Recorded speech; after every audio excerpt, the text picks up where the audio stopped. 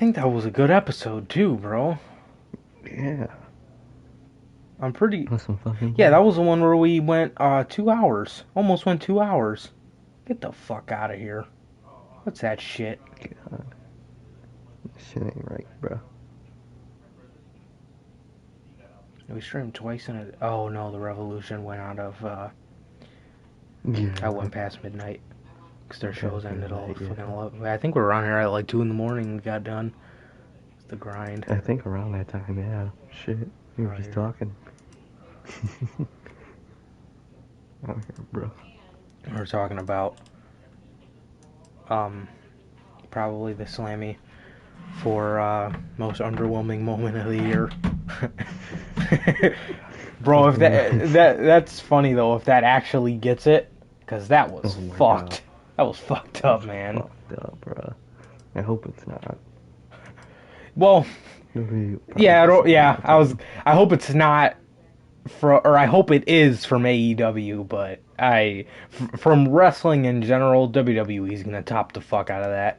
Just wait till Edge pins Roman Reigns. Yep, exactly, bro. Fucking Edge the third wheel in the main event scene. Yeah, bro. Oh hell no, man. He's literally like not interesting at all. Honestly, dude, it's like okay, Daniel Bryan's been getting like he's been having really good lines against Roman. Like last week when he said, he's gonna do what Roman couldn't, and then he said make Jey Uso quit. That was that's good shit, bro. That's good shit, bro. Like, yeah, They're fucking up on that aspect, dude. I don't know what they're thinking. Seriously, bro, that's not okay. Okay, listen. Thank you. Our fucking video. That's some bullshit. I gotta look into that. Seriously, what was different from that stream? That's fucking not from all others.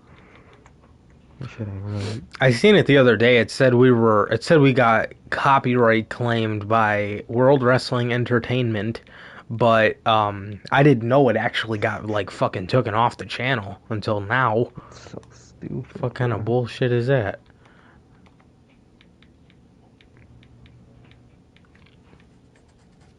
Fucking talking about this company gets us copyrighted. Thank God we don't got to fucking talk about this company anymore. Shit. If that's the fucking case, what's the point of streaming? Exactly. You don't want to watch fucking SmackDown anymore. Garbage ass show.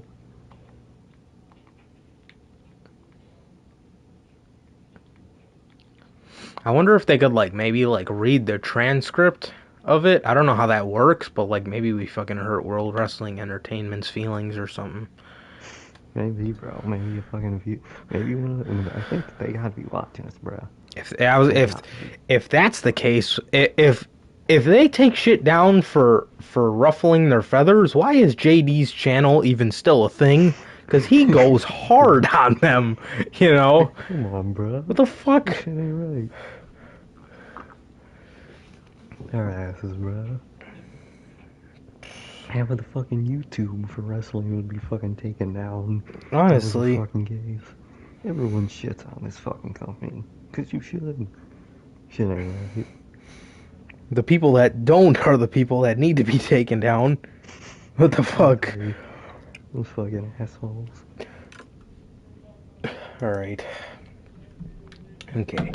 So, without further ado, man, now that you got that Vinny intro out of the way, bro, what is going on, guys? We're back yet again with another edition of the Notorious Sales Podcast, man. We got a ton of stories here for you guys tonight, man. My iPad's actually over there, so after I do the intro, I will have to go get that. But anyway, man, if this is your first time watching, you guys do not know how this show works. Every Friday, we are on here with the news, and whenever it calls for it, predictions, and whenever it calls for it, Z-level pay-per-view reviews, like Fastlane. So next week, you'll see the Fastlane review on this fucking channel. But one pay-per-view after that, WrestleMania. We will be on here directly afterwards for that, man. And we're about 2 weeks away from that busy WrestleMania week. You know what I thought about today?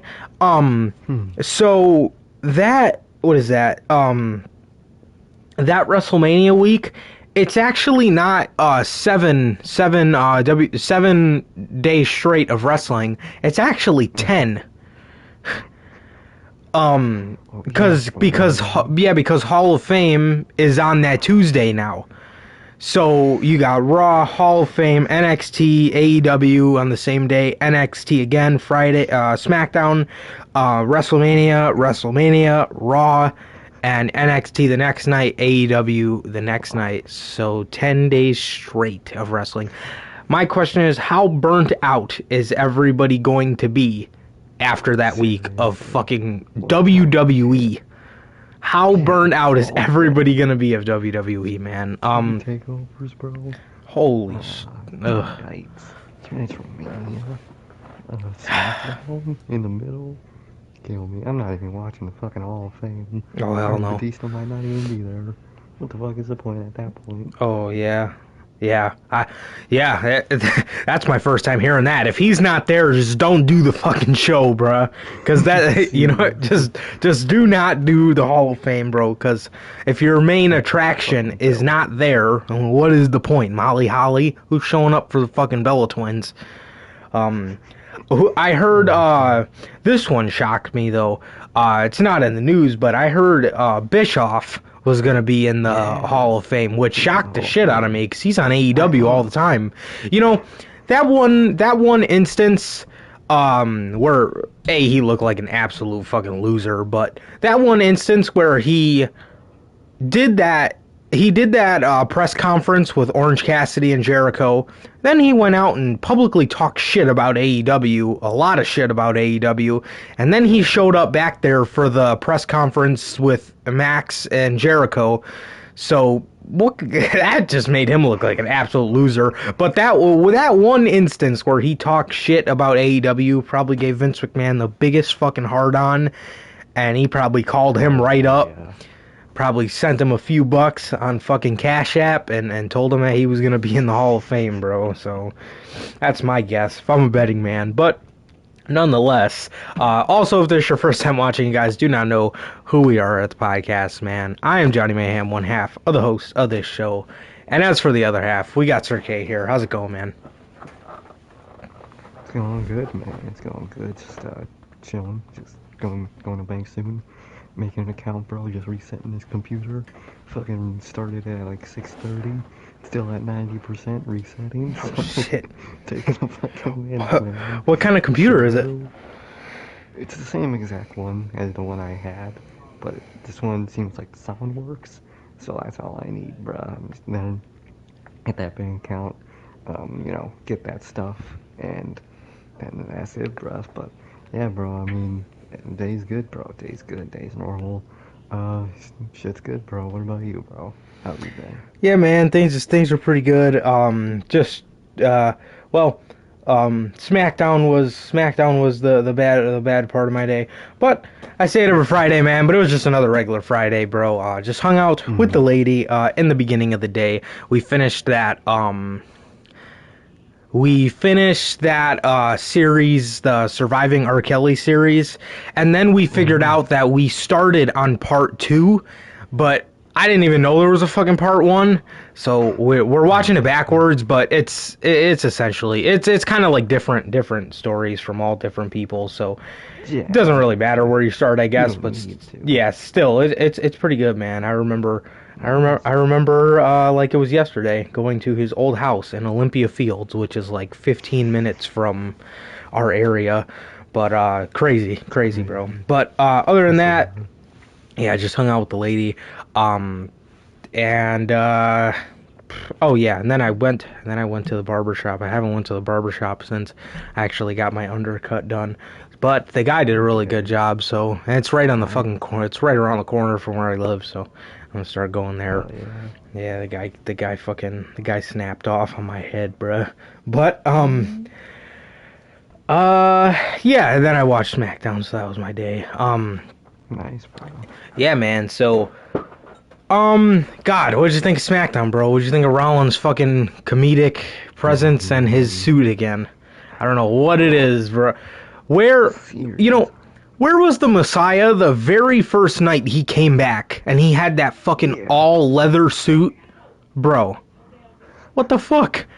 My man looked like Hitman, bruh. And now Exactly. he's Fucking idiot. in a suit that was white and it faded into blue. Bro, oh man, I don't know what it is with these people. So stupid. I don't know what it is with these people.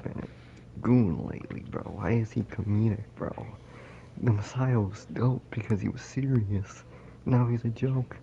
And now we're gonna have to deal with him and Cesaro at Mania for an undercard match on paper. Everything else with this company, that sounds good, man. But my God, am I not excited? And they added a match to Fastlane. That fucking Shinsuke, bro. Why? It's Yeah. not excited Jesus. for Fastlane. The only thing I'm excited for this Fastlane is to tweet that shit out, bro. That is the only thing. Same. Honestly. That's the only thing I'm looking forward to that day, man. But fuck yeah, bro. I mean, it's just lame, bro. SmackDown sucks. I mean, what else happened on this fucking show? The women's shit is just bad at this point. They're just going in this weird direction that they want to be a team, but then they don't want to be a team. Now it looks like Shayna and Nia might break up, as if anybody cares. Like, this shit's just all over the place, bro. Like, and is it just me, or was Big E's promo off? I was not a fan of his promo tonight. I agree. It was like I wanted to like. It's not that I didn't believe what he was saying, but his presence, his delivery was like he was talking all slow and like gritting his teeth, and it's like, like I get the idea of being like trying to be happy and sad, but like he was doing it way too much. It was like every second he was switching. It was really weird. Yeah. And then, that promo was just off, man. I mean, Apollo's accent was kind of off. He's been doing it really good, but it was just off. The segment was just off. That's all, man. It was just really off. And I know for a fact you feel the same way. You felt the same way since they did this shit with Joe and Brock a couple years ago, but. If you're going to put them in a side-by-side interview and then have them track each other down in the same arena, bro, just have them in the ring. Just have them cut a promo in the ring. You know? And B looks so stupid getting on a golf cart yelling for Apollo. That's so stupid, bro. Why are they in a fucking, what is it? What do they call it? Like a Wi-Fi interview or some shit? Via satellite. That's what they call it. Interview. Why would you have that if they're in the same arena, bro? And if anything, why don't you lock the doors that each of them are in so they can't get to each other? That's the whole point. Or, it's not, most of these wrestlers live in Orlando. It's not like you could just send one of them to, I don't know, your training facility, probably like 10 minutes from their house. Just say, Apollo Crews, here he is from the fucking Capitol Wrestling Center, and here Big E is from Tropicana Field. You know what I mean? Because, like, you can do those interviews, that's fine, but... And you can lie your ass off, and I mean they don't have to be from the PC. You know what I mean? You can just say he's in the PC, but like when they're in different rooms and they're like, oh, I know where you are. Okay, pause. Why are you doing this? Why are you doing it like this? Exactly. Doesn't make any sense. Doesn't make any sense. But bad, bro, not a fan. Yeah, man, I don't know if you remember this on the Talk is Jericho. Honestly, bro, it has so many parallels to Seth Rollins right now, but that Talk is Jericho with Jon Moxley. Remember when he said, the minute they found out that I had even a fucking pube hair of comedic timing, I was a comedy act. I was prop comedy. I was just a comedy act. Seth Rollins, bro. Ever since, and you know what? Ever since he's had that one funny segment with Cesaro, where he was talking while he was getting swung, ever since that segment, and you know what? With that segment was great because it was serious, but it was funny. You know what I mean? They weren't trying to be overly funny. Yeah, exactly. It was just funny. You know, Seth was talking while he was getting swung. It was funny. It was genuinely funny. But every time WWE has a moment like that, they turn these guys that are major stars and are serious characters into a character that is almost fully comedic at this point. And when as Seth has been going along with this, bro, I am seeing so many fucking parallels to Mox's story. Of the minute they found out he had a bit of comedic timing, this is Seth now. You know what I mean? Like, yeah, your top guys can be funny in a circumstance, like you said. Like, the circumstance was funny as shit. He was talking while he was getting swung. Like, it was funny. Okay, let's move on, because this is a serious character we're dealing with. This is the Messiah. You know what I mean? This isn't fucking this isn't Otis Dozovic. You know what I mean? This isn't No Way Jose. This is Seth Rollins. This is the fucking the Friday Night Messiah or the Savior of SmackDown, whatever they were calling him, bro. Like, this is a serious character, and not only is it a serious character, it's one of your top guys. This is Seth fucking Rollins. And we have him doing prop comedy, and if he keeps going down this path, he's going to be just like Mox, bro. He's going to, well, just like Ambrose, I should say. He's just going to be floating around in the mid-card, just being waiting to be used in a mid-card role at best. And if that's the case, I don't think WWE is the right fucking spot for him, because if that's all you think of Seth Rollins, one of the guys that is just a cornerstone of the future of your company, and not only that, but one of your few guys that is for the future, or that is the future of this company. And he's totally down to be a lifer, and he is a fucking gem of yours. You know what I mean? He is a true gem, because AEW would they'd scoop him up in a minute. You are lucky to have him. And not only that, bro, that was the other thing I was gonna say. You don't want to make him unhappy, do you? One of the guys that is one of the main cornerstones of the future of this company, and this is all you think of him? Do you want another Mox situation? I wouldn't recommend it. Yeah. What were you saying? No, I was just agreeing with you. Yeah, bro. Yeah, yeah, stop it with this shit, man, because like I said, bro, you keep fucking with him, sooner or later he's gonna come around to realize that 9 times out of 10, unless you're fucking Miro, the grass is greener on the other side. You know what I mean? When it comes to WWE. And like I said, look at Mox. Look at Brody. A lot of these guys, man. Look at fucking Cody. You know, the guy's fucking putting himself over for fun now. You know, just because he can. But Cody gotta be a fucking good guy. Gotta feel bad for him.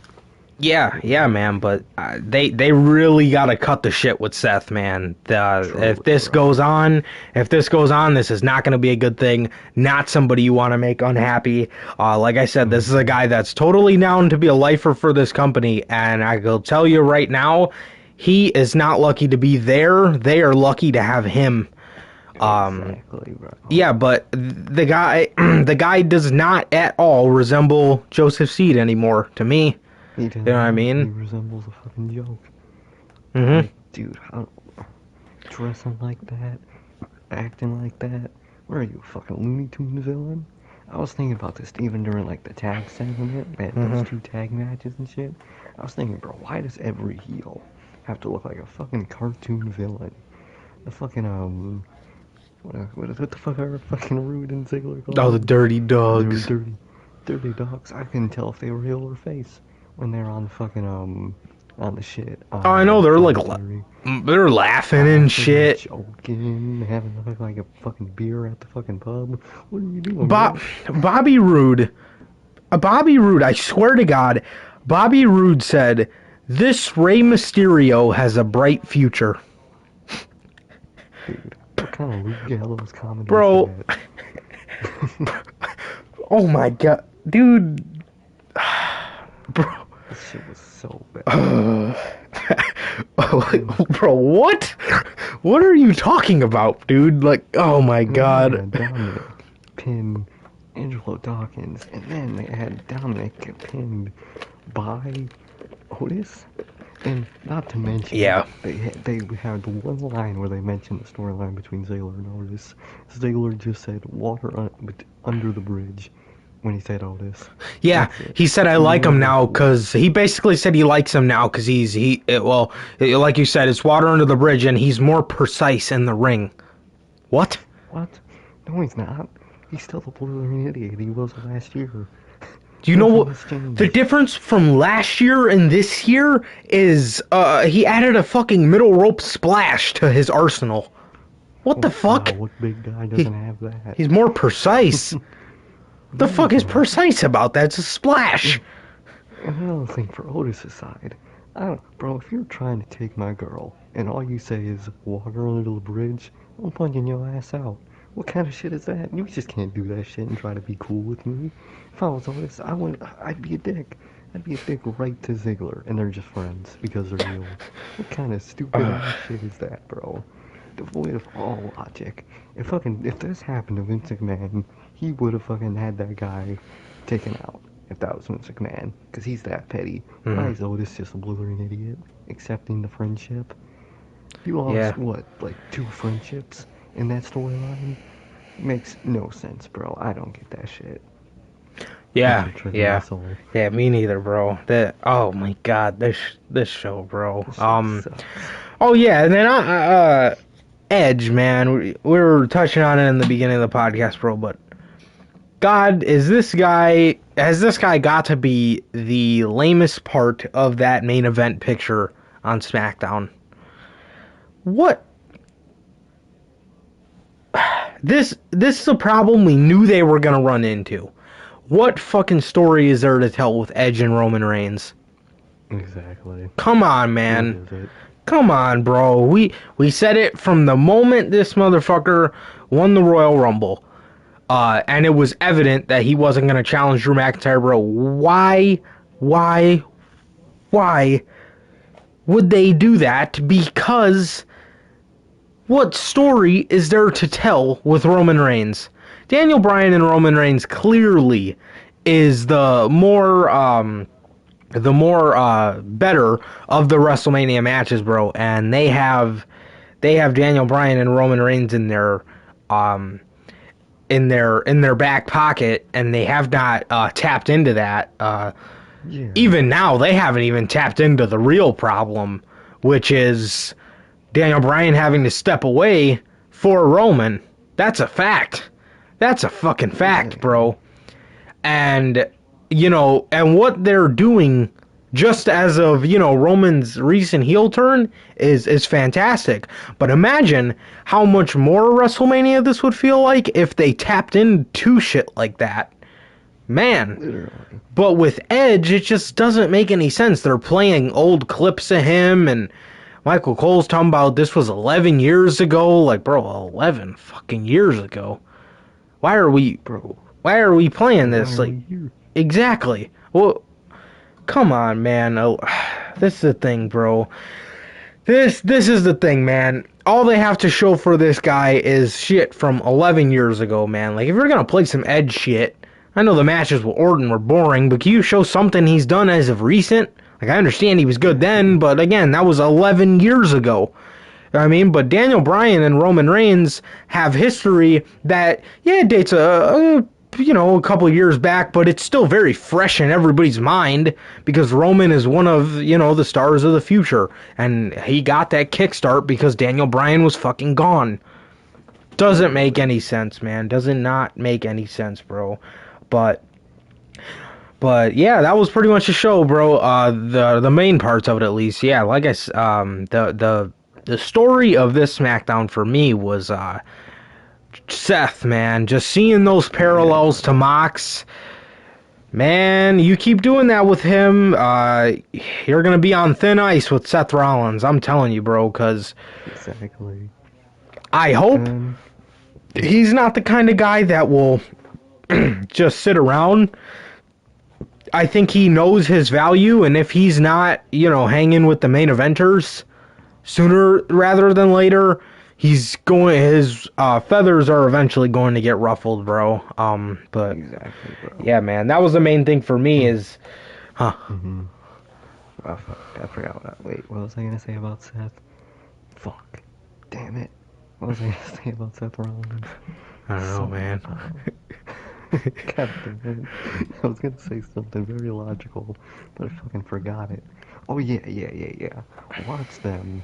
When people start hating this Seth shit for being too comical, go on and call us fickle. That's exactly what they're gonna do. Yep. We're tired of this Seth comedy bullshit. You guys are fickle. You loved the Messiah at first. Yes, I loved the Messiah. This is a blithering idiot. This isn't the Messiah. Nope. I can't wait till we hear that bullshit. Oh yeah, and you know what's gonna happen. You know that shit's gonna happen. They always like to turn it or find some way, shape, or form to turn it around on the fans. Which what the foundation you built the Messiah on is not this. Like I said, this guy just brick for brick resembled Joseph Seed, bro, and that was so badass, man. But this, like I said, man, I could not get that out of my head, bro. Is just Mox, that situation with Mox, bro. I swear to God, it looks like the same thing is happening here. And now that Mox is gone, now it looks like they're gonna start taking Seth for granted. And great. It's okay for superstars to have funny segments, bro. Kurt Angle has had funny segments throughout his whole career, but at the end of the day, everybody took Kurt seriously. You know what I mean? Exactly. And Kurt Angle wasn't doing shit like that every single week. That shit just sucks. But with a guy like Seth, you can't be having him going out there looking like an idiot, not having the same promo delivery as the Messiah, treating him as a joke on a week-to-week basis, and then at the end of the day, trying to expect to keep him happy. I mean, bro, the guy knows his worth. He's been at the top before. You know what I mean? He could do it again with this gimmick.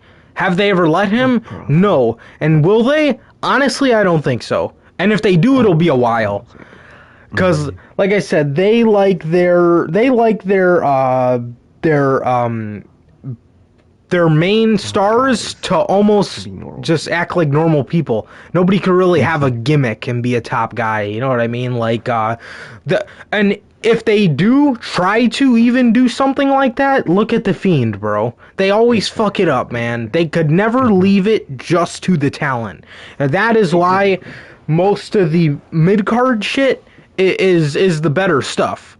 It's because it's less... Yeah. Like, imagine Apollo Crews in the main event of SmackDown. Can you imagine how just overbooked he would be? You know what I mean? God. But they're a little bit... in huts and shit, knowing Vince McMahon, he had him out in Africa, in fucking huts, because that's what Vince McMahon thinks that shit is, bro. Oh, yeah. That's what we'd see, bro. Oh, yeah. Vince, man, table is off. All bets are off.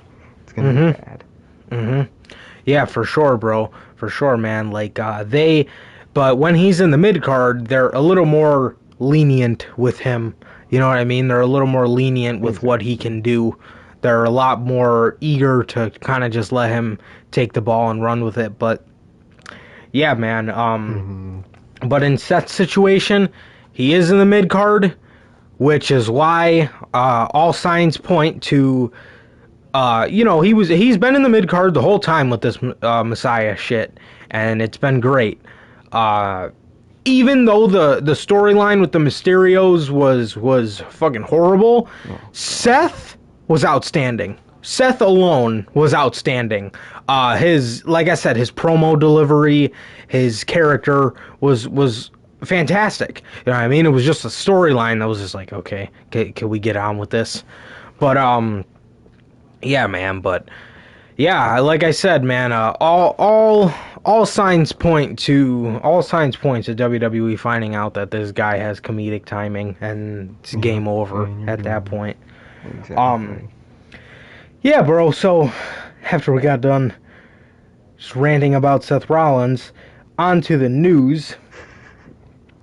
So, man, I want to start off with this story because this story was just kind of stupid, but still interesting. I thought it would be interesting to go over, and there's also elements to the story just based how they were talking about it. But Paul White, the Big Show, Paul White was on Talk Is Jericho, and I was listening to it 2 nights ago. I was listening to it just because why not? And this guy, well, first off, let me say it was a great podcast. He talked about how, you know, just WWE was trying to make him a has-been, and, you know, just kind of how they dealt with him poorly and stuff like that, and just kind of how people are cogging the machine. Pretty good. But one story he talked about, bro, involved Justin Bieber. Oh my god. Yes. Justin Bieber, man. Big Show revealed that SummerSlam, I'm assuming this was SummerSlam 2014. I'm assuming, because that was the Wyatt's first one, and they were in a they were doing an Inferno match with Kane, but that match was supposed to originally be Jericho and Michaels taking on the Wyatts.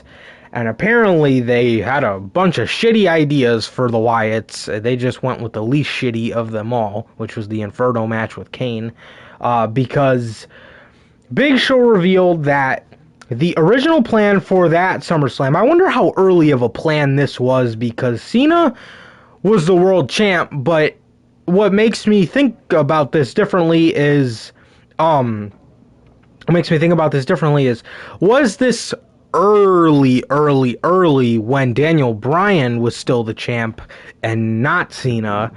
So I wonder how early of a plan this was, but he revealed that he tried to take it up with WWE management to have himself, the Big Show, John Cena, and Justin Bieber take on the Wyatt family. Also, another year this could have been, because they ended up doing Stephen Amell in a match. It wasn't with the Wyatts, but the Wyatts had a tag match, a handicap tag match against Mox and Roman, against the 3 of them, or the 4 of them, rather. So, I wonder which, considering it's just a 3-on-3, I'm assuming it's that 2014, the one where it was the Wyatts first, which... And my thing was, you know, this interview was pretty good, if I do say so myself, but Jericho and Big Show were agreeing with this. Like, yeah, you get eyes from Bieber, right? What about the Wyatts? Are we not looking at that side of it? You're gonna have John Cena and the Big Show, let alone Justin fucking Bieber, beat the Wyatt family? I mean, this would have been fantastic to come back around to in that Firefly Funhouse match, but no, he would have been killed off so much quicker. So much quicker. Way quicker. I mean, bruh. Oh, you know what? This might have been 2013. As a matter of fact, that was the Wyatt's first one. So Cena would have buried Wyatt before that WrestleMania match. He would have got his hands on him fucking early, pretty much. What that means. Buried instantly in his fucking main roster call-up. Bro. Fucking instantly. What? Why? Why? And like I said, they were sitting there like, well, yeah, that would have been great. That would have been great. We would have got a ton of eyes. Like, fuck the eyes. Look at... Bro, Harper, Rowan, and Bray would have been slaughtered upon arrival. they wouldn't have even had a cup of fucking coffee yet. They'd had a couple sips, and they would have been losing to Justin fucking Bieber. Now, if you want to put them over, it doesn't really do anything for them, but might as well. But you know they weren't. Did they have Stephen Amell lose? The red arrow and the black arrow? Come on. Or the green arrow?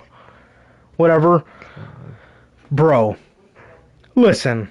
Bieber, have him be the fucking host to get eyes. Bro. Speaking of hosts, that's a different story. But Titus liked to tweet against it, bro. I was dead. Did he? Oh man. There was a tweet talking about how Hogan's racist and fucking Titus O'Neil liked that shit on Twitter. I was dead. Poor Titus, bro. He gotta deal with this shit. Yeah, man.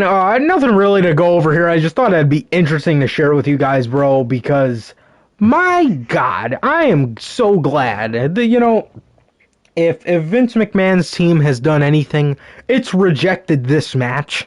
You know what I mean? Now, they've done a lot of horrible shit, so this doesn't make up for anything. But at least they did not go through with this, because who the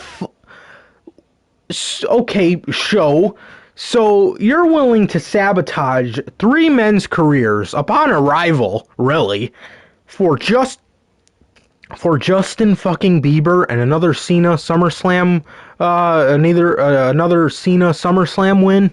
Come on, bruh. For what he's about to do in this fucking company at that point. Shit. Honestly, bro. I mean, come on. The guy's already buried a faction at SummerSlam before.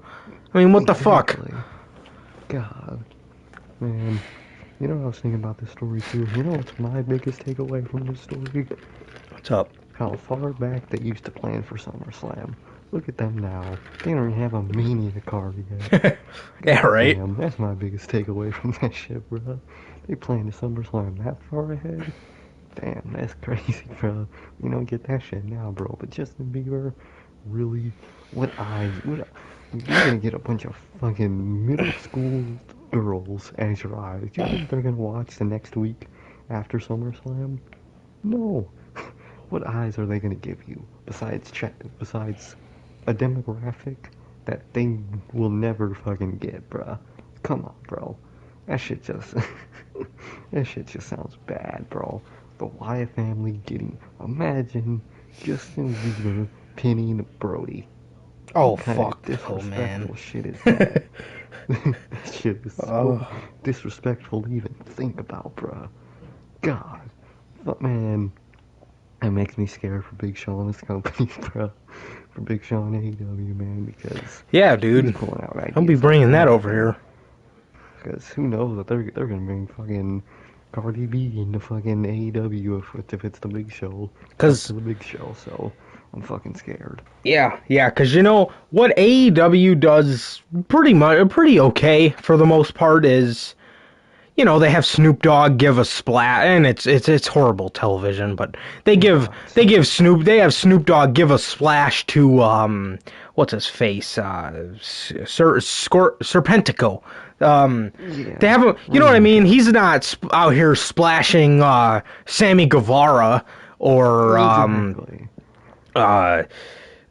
you know, Darby Allin or something like that.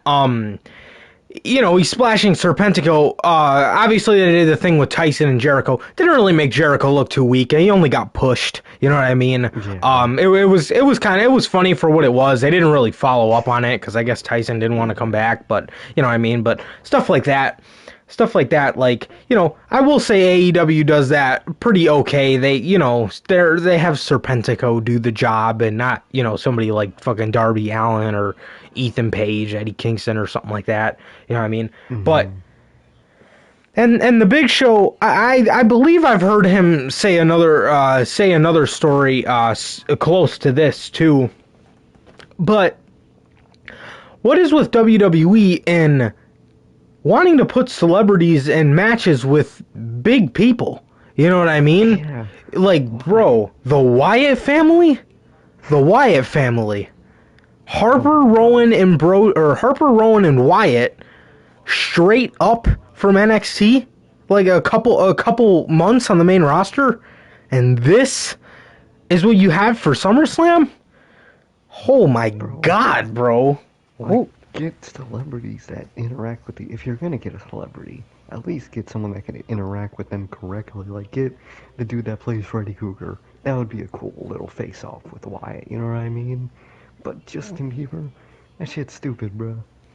Oh yeah, man, 100%, 100%. You know, well, like I said, I believe I've heard another story a couple years ago about a show pitching something like this, man. But oh my God, I just hope that goes in one of Tony Khan's ears and out the other, because you know, keep these celebrities burying Serpentico.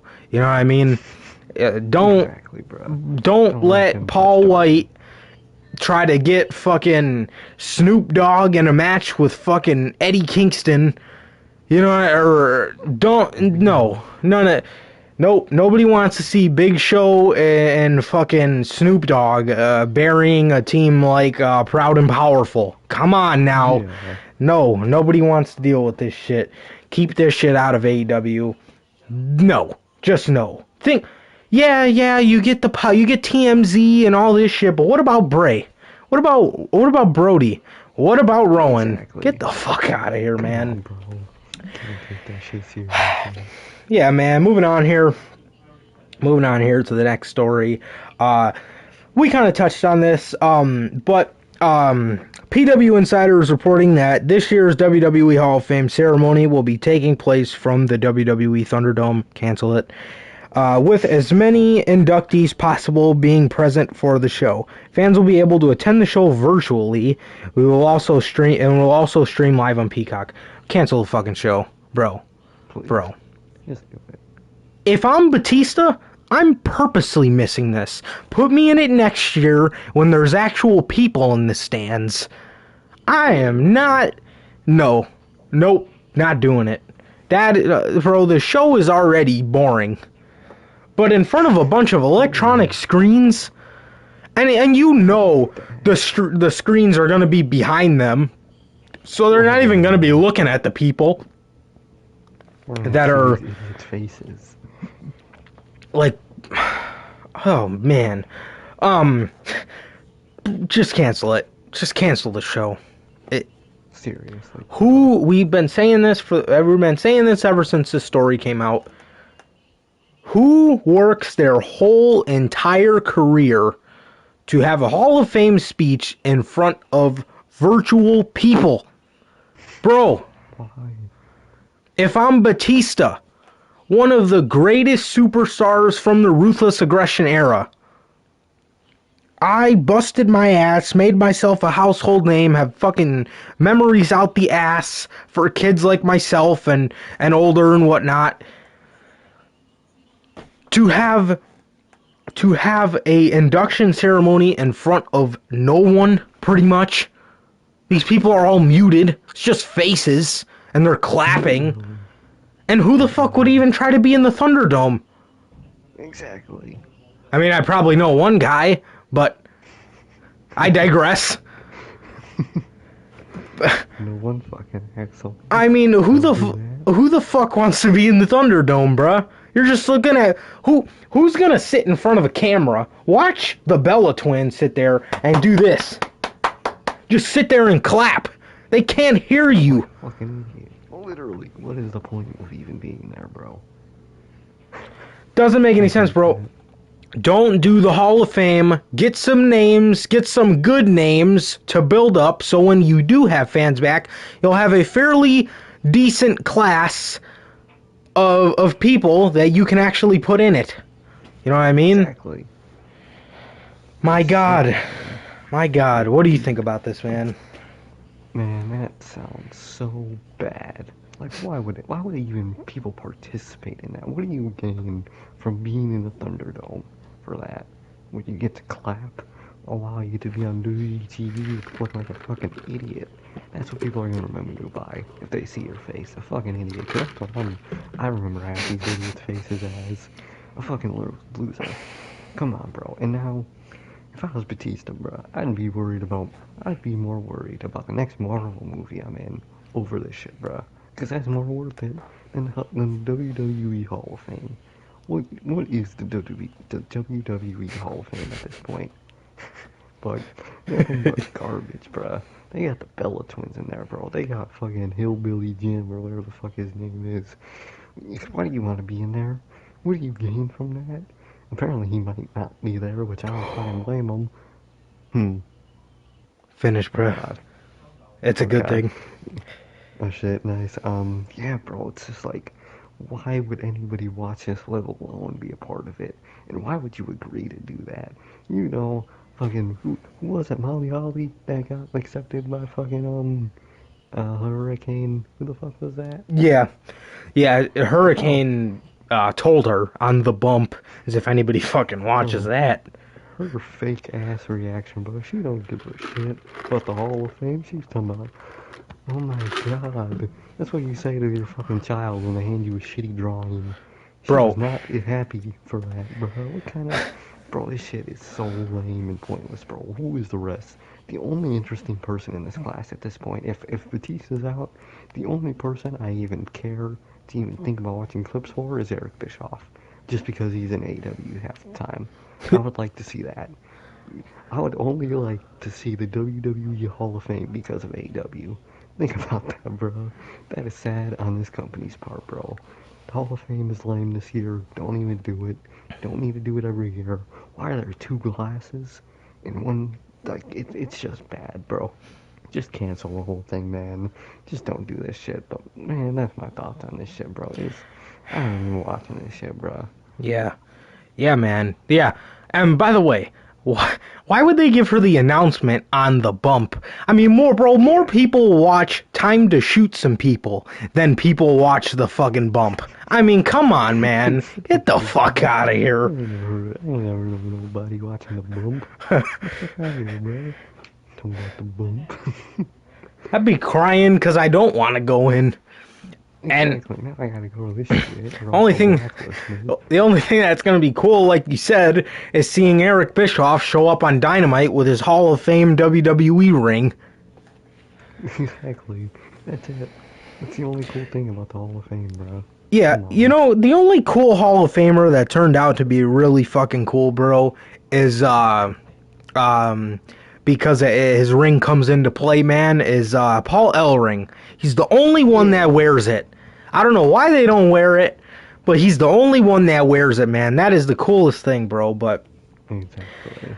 That shit was dope. I wonder when they're going to start putting, like, Stone Cold and The Rock in the Hall of Fame. Yeah. I wonder when the... do that. Yeah, those guys are fucking immortals. You know what I mean? Literally, bro. That's who people think about when they think about this fucking company. So why aren't they in there yet? Kind of shit.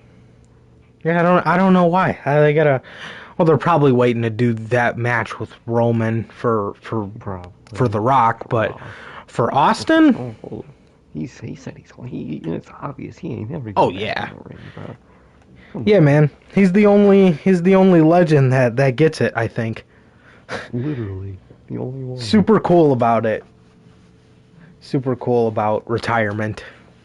Exactly. Yeah, that was he gained so much respect for me when he told Bailey, "This is your guy's space." You know what I mean? Exactly. I don't want to be here every week because this is your guy's time now. That's awesome, bro. That's awesome. Hell yeah.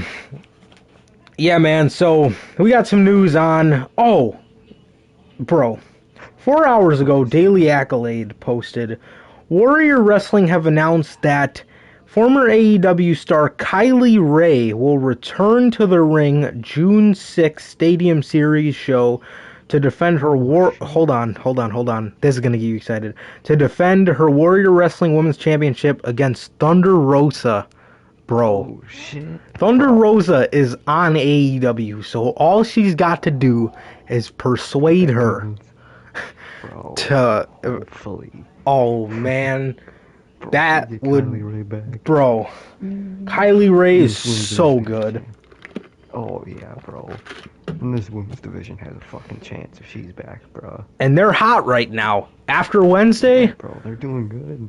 bro. They're getting good fucking opinions about their women's division, bro. So if you do that, bro, it's gonna be heat. After Wednesday, man. After Wednesday, you got to follow up on this because those two showed you who the cornerstones of this division are, and they showed you exactly why Hikaru Shida's days of champ are numbered. Exactly. I was just thinking that. I was like, bro, this amazing ass main event. Why is Hikaru Shida champion? Exactly. Why is she about to face Nyla Rose when you have this? Don't get that shit. Yeah. Yeah, man. That is so trash, bro. Everybody likes Nyla Rose. I could... She's just boring. Yeah. And especially with Vicky. I mean, it's a little better. To me, it's worse, bro. To be honest. Yeah, I could definitely see what you're saying there. I honestly think she's boring either way. To be honest with you, yeah. Vicky does something, but not much. You know, I mean, she's a familiar face, but like, she doesn't really talk for Nyla. You know what I mean? So it's like, but when Nyla's by herself, she, hands down, not the right manager for her. No, plain and simple. Should be when someone's more serious. Yeah. For her. I don't know. Maybe you have Jake the Snake have 2 clients or something. You know, there's got to be something like that.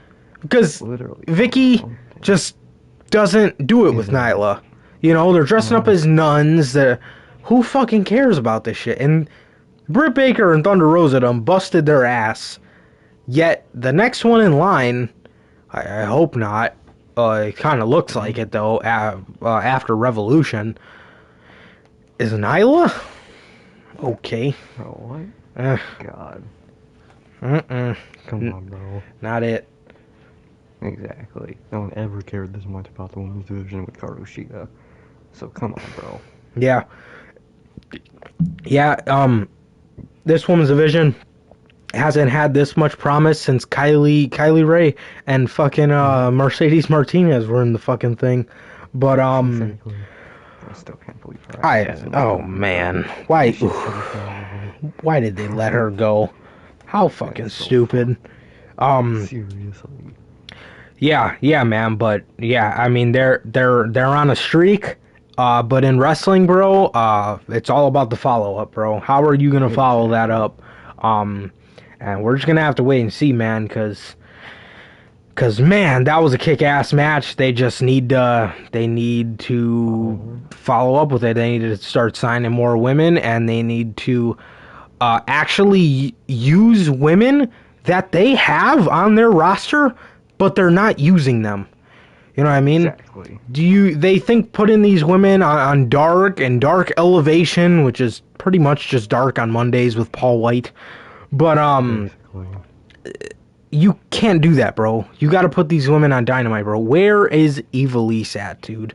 Where is Ivelisse?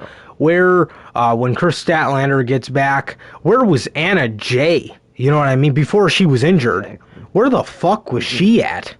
She was never on television, bro. Where are people like that, man? When Chris Statlander gets back, like I said, I mean, you gotta put these, you gotta start using these women better, bro. Ivelisse, Red Velvet, you know, Jade Cargill's improving. I mean, yeah. Come on, we gotta get the wheels rolling, bro. You did something very good. We gotta follow up with it, and we gotta get that championship off Shida and onto Rosa or Britt. Pick your poison. Either one will be just fucking fine for me. So, and one of them, either of them represent a growing women's division and not just showing up when you want to and exactly, you know, defending against a fucking Okada. You know what I mean? Like, what the fuck? That's exactly, bro. That kind of shit, that lame ass shit. Nobody talked about that match at Revolution, but look at the match they're talking about now. Exactly. The champs. One of them Shit ain't right. Mm-hmm. It doesn't make any sense, man. Yeah. 100%. 100%, man. If I was them, I'd do a triple threat at Double or Nothing. I'd do Britt, Rosa, and Sheeta. And you gotta pin Sheeta. These Britt and Rosa have just been back and forth, fighting each other. You can't have them keep pinning each other. Have Sheeta take the pin. Doesn't matter who it goes to, in my honest opinion. Both of them will just be fine. Both of them will be fucking fine for me. It represents a growing women's division and not whatever Sheeta has done with that championship, which is, in my opinion, is nothing. Literally for the past year, absolutely not. This is the first time I've cared about this women's division since she won that thing, bruh. This shit ain't right. It shouldn't be like that. Yeah. I hope Kylie Ray can get back at it. Once again, bro. Whenever she feels comfortable, because they can use her. They can use her. 100%. Moving on to a different woman, not a women's wrestler, in fact, a women's interviewer, man. Fightful Select is reporting that Charlie Caruso's recent absence from WWE TV is due to having backstage heat on Raw. This was caused by being late to conduct interviews for Raw, whilst also having instances with specific instances with Randy Orton and Sheamus. The belief between the roster is that her current contract is set to expire soon. However, this hasn't been confirmed by Fightful, and it was noted that Kevin Patrick being brought in was seen to be a direct replacement. Now, another story, following recent reports that Charlie Caruso had backstage heat on Raw, PW Insider is reporting that she is expected to leave once her contract expires and will not be making any more on-screen appearances for the company. Yeah, bro. I mean, it's kind of just, it comes with any job. You show up late, you get punished, I guess. That also could be her way of giving the final fuck you. You know what I mean? I mean, we don't know what I mean, if her contract, we don't know of any other instances. Maybe somebody pissed her off. You know what I mean? She was taken off Raw Talk for another reason, actually. Apparently she said a dirty joke on Raw Talk, and they replaced her with that Patrick dude. Really? So, What'd she say? Yeah, apparently they were talking about Damian Priest, and I don't know who, they didn't say who, but someone jokingly said his name should be DP. So Charlie Caruso says, I like DP. And if you guys don't know what DP stands for, look it up. I think it's pretty explanatory. DP. Double something. Double P, 10, that. See, that's what she meant, you know what I mean? So that's why she was taken off Raw Talk, which, I mean... Wait, doesn't she like girls? Oh, yeah. Wait, yeah, she does. What the okay, that makes no sense then. I don't know what they're taking her off TV for with that. That joke, see, I don't even know. That shit. Well, first of all, again, more people watch Time to Shoot Some People than people watch fucking Raw Talk. That's first thing first. Exactly, and second off, I mean, what are you gonna do?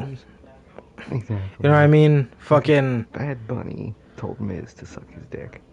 What's Yeah. the difference between her and Bad Bunny? Oh yeah, I want to report on that. Yeah, but because he's Bad Bunny, nothing happened. Well, Vince McMahon probably doesn't know what he fucking means, but He has no clue. There's got to be somebody back there that's running up to Vince. Vince, he just said this. Well, Charlie Caruso, the way WWE looks at it is Charlie Caruso isn't bringing in as much merch money as Bad Bunny. So as far as WWE's concerned, Bad Bunny could fucking go out and make a joke similar to the same joke that got Jim Cornette fired from NWA, and nothing would fucking happen to the guy.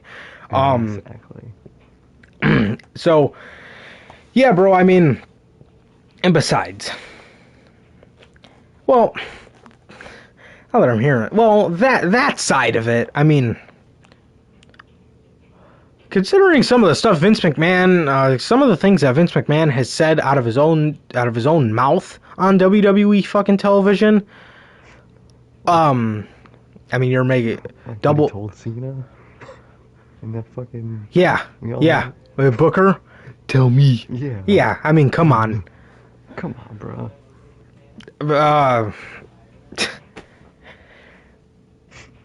You know, man. It's just like, bro. Yeah.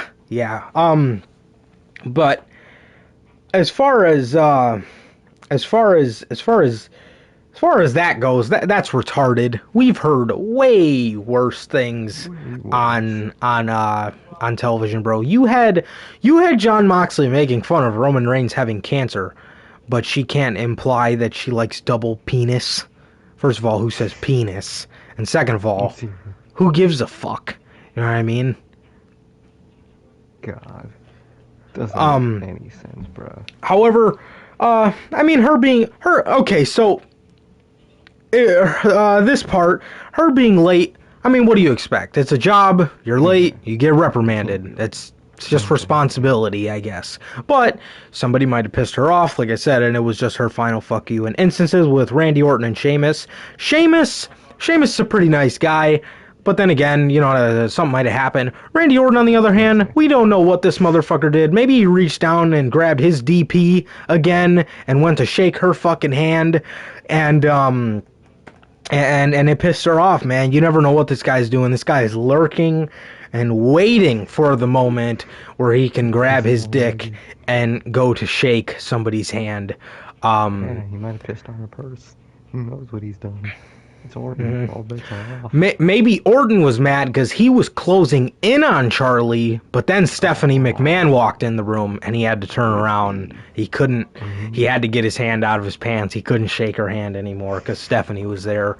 But that's probably, if I'm a betting man, I think that's what happened with Charlie Caruso and whatnot. But most likely, I think Orton was closing in on her.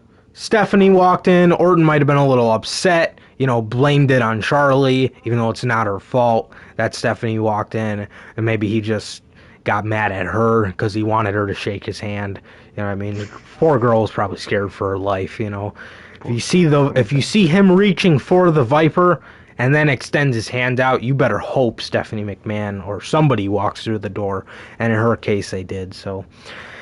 Yeah, but nonetheless, Charlie's great. It's kind of sad to see her leave. They are replacing all these people with just bots. You know what I mean? But hopefully we could see her in AEW. Do I think we will? No. I think they have a spot nice, neat, and warm, ready for Renee when she gets all, you know, after she has her baby and stuff. I think she will be definitely one of their interviewers. So I don't know if they're going to have another spot for Charlie. Also, Charlie does ESPN. Charlie does First Take with Max Kellerman and Stephen A. Smith. So exactly what I was thinking. She's on ESPN. She doesn't need this company. Exactly. Charlie's on First Take, like I said, with two of the biggest sports analysis guys on ESPN, and she should be just fine. But best of luck to her. Sad to see her go. She is very good. She's one of the charismatic ones. I mean, like I said, again, if she got in trouble for being late, what do you expect? It's just responsibility. But if they really got pissed off at her for saying that she likes double penis, I mean, come on. What? You had a live sex celebration in the ring. Exactly. Yeah. It's Raw talk. And that's so, they're acting like it was on Raw. It was on Raw Talk. Yeah. Who fucking watches Raw Talk? Nobody. Shit, like, what kind, bro? Who cares, bro? But I think she just knows she's gone and she just doesn't care anymore. I think that's what's going on, and I don't blame her. Mm-hmm. At this point, why should you care about this fucking company? Especially if you're out the door. I don't even care about this company if I'm in it, let alone if I'm fucking out the door, man. So, she's late to interviews. How many interviewers do you have on standby? So, like, who really cares, bruh? It's not a loss for her. That's just how it is. She's got ESPN.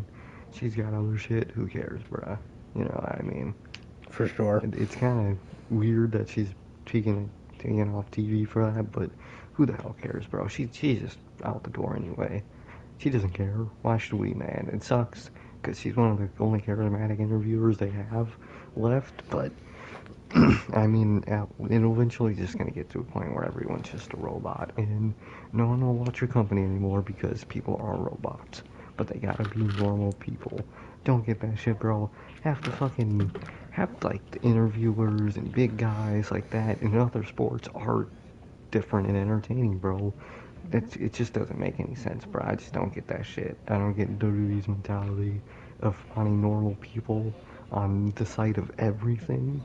You know what I mean? Not charismatic to people. I don't get that shit, man. But I mean, she's got ESPN, bro. She's good, man. But who cares? Who cares? From all sides. You know what I mean? Mm-hmm. Yeah. Yeah, man, for sure. Moving on here. COVID cases affecting NXT. Once again, nothing we haven't heard before. NXT, I think's had like 3. I think this is their like 3rd like wave of them at this point. However, Fightful Select is reporting that another COVID breakout is feared after several NXT talents had been contacted to quarantine, with some being pulled from Wednesday's show. PW Insider added that this could be due to some NXT/Performance Center talents moving and resetting rings at the Performance Center on Thursday, with many not wearing masks.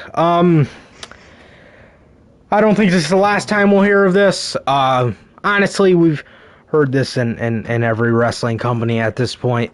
It's going to happen. Somebody's going to get it, and they're going to pass it. I don't know what much more there is to say on this, man. It's just COVID, you know what I mean? We could try our best to prevent it, but it's going to happen. It's gonna fucking happen, you know what I mean? Especially with NXTs. It's also a bad look for NXT, man. Third time?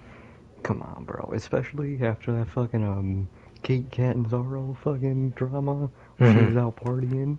This does not look good for NXT, bro. Come on. How do you let this happen? I feel bad for Triple H, man. That man has just been getting to work the last year, bro. I feel bad for that guy. Yeah. I don't know why. I don't know why they would be resetting rings. I don't really know. That was the other part that got me. I don't know why they need to be moving rings in the PC. It's not like they have a. I mean, the PC is back up and running. They built another part for NXT television. So what the fuck are you moving rings for? Just to rearrange some furniture? I mean, come on. Yeah. I don't know, man, but like I said, bro, this is gonna happen. They just got to do their best, keep testing people, which I'm assuming they did because they sent some people home. So, what are you gonna do, man? I'm gonna tell you right now, this is not the first time, and this will not be the last time we'll be hearing about this. So, I mean, best wishes to everybody that got sent home. Hopefully, they can recover and be back at work. But what are you gonna do, man? Just wear your fucking mask. Wear your fucking mask, bro. Yeah, man. Like I said, the one part that just confused me. I don't know why they need to be rearranging rings at the PC. I don't get that. I did not understand that part. But don't get that shit. Yeah, man. I mean, like I said, what are you gonna do? It's a fucking national virus, I guess. So, they're gonna get it, man. They're gonna fucking get it one way or another. So, yeah, like I said, not the first time, but not the last, I don't think. But, yeah, man, what do you think? Yeah, man, I don't know, bro. First of all, why are you moving rings in the PC? What is the point of that? Don't you have fucking crew guys? Exactly. That's their job. Unless they're going fucking FCW and making their guys work like that. Which, I mean, with these PC guys nowadays, it's probably a good idea, but... Man, it's like, why? What was the point of moving those rings, bruh? Why do you need so many people to do that? And how does this shit happen, bruh? You're moving. All you are doing are interacting with movers. You know, half these guys are out drinking in the bar. and fucking partying. Look at Ricochet and his girlfriend. That's what they were doing. Look at Marty. Marty was with them. So who knows what cross company and phone guy from Impact might be at one of these parties, and who knows who he's hanging out with.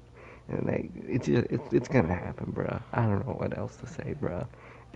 But it's just a bad look on NXT because it keeps happening in NXT and in the Performance Center, bro. Yeah. With these young guys, you don't see it happening on SmackDown every week. You know what I'm saying? So they gotta teach these guys, bro. They gotta start being a little harsh on these guys sometimes because, yeah, you keep saying this and it's so true, bro. A lot of these PC guys nowadays they think they're the shit, bro. Yeah. Just by walking in the PC, bro, and they need to fucking be told. They're not humbled, bro. You know. Exactly, they're not humbled at all, bro. Look at that first NXT class, Big E, Seth, all those guys. Mm-hmm. They're all Bray. humble as shit. I mean, Seth kind of goes on Twitter sometimes, but it's just him being a goon sometimes. You know, what I mean? But he had a Twitter video the other day, and he was like trolling, or an Instagram video, and he was like trolling people about how he wanted to come back to Twitter, and it made me think, when this guy was being a goon on Twitter, was he fucking around the whole time? Because it seems like he just gets a kick out of this shit. It seemed like he was smiling. He's like, yeah, you know, I know people loved my tweets, and he's like giggling and shit. Like, I'm thinking to myself, I'm like, was this guy fucking around the whole time? He's just a fucking troll on Twitter, bro. He knows he's about to pop a reaction. Oh, yeah. You know he doesn't support the company like he was saying on Twitter, bro. No. No, he does not. But, He was probably making fun of the people that actually do tweet out like that. He was. Him and Becky were probably laughing at those motherfuckers, especially because Becky knows that shit, bro. She knows. She was a man, and she was on top of this company. She still wasn't chilling for this company, bro. That's how you know it's fucked up, bro. Yep. I can't remember one time she shilled for this company. Yeah, bro. And Becky knows the hardships, and that's what Seth is experiencing now. Becky, before she was the man, bro, for 2 years after she lost the first reign to Bliss, nothing for Becky, bro. Side person. She was just a person to put in matches. Mm-hmm. Yeah, man, but yeah, man, I've always said that. I've always said that, dude. A lot of those people that go in there, they think they're huge stars because they're in the Performance Center, and they're not humbled out, bro. I mean, I remember one time, these times we hear of COVID cases in NXT, it's multiple people. I think this time it was seven people got pulled. The one time we heard about a COVID outbreak in AEW, 3 people got sent home. That's it. That was I mean, people have, sporadically got it here and here because, like you said, it's going to happen. But, like, outbreaks like this, man. Exactly. And one of them was WWE's fault with Renee and Mox. That was literally their fault. So, how, bruh? That just goes to show on these PC guys.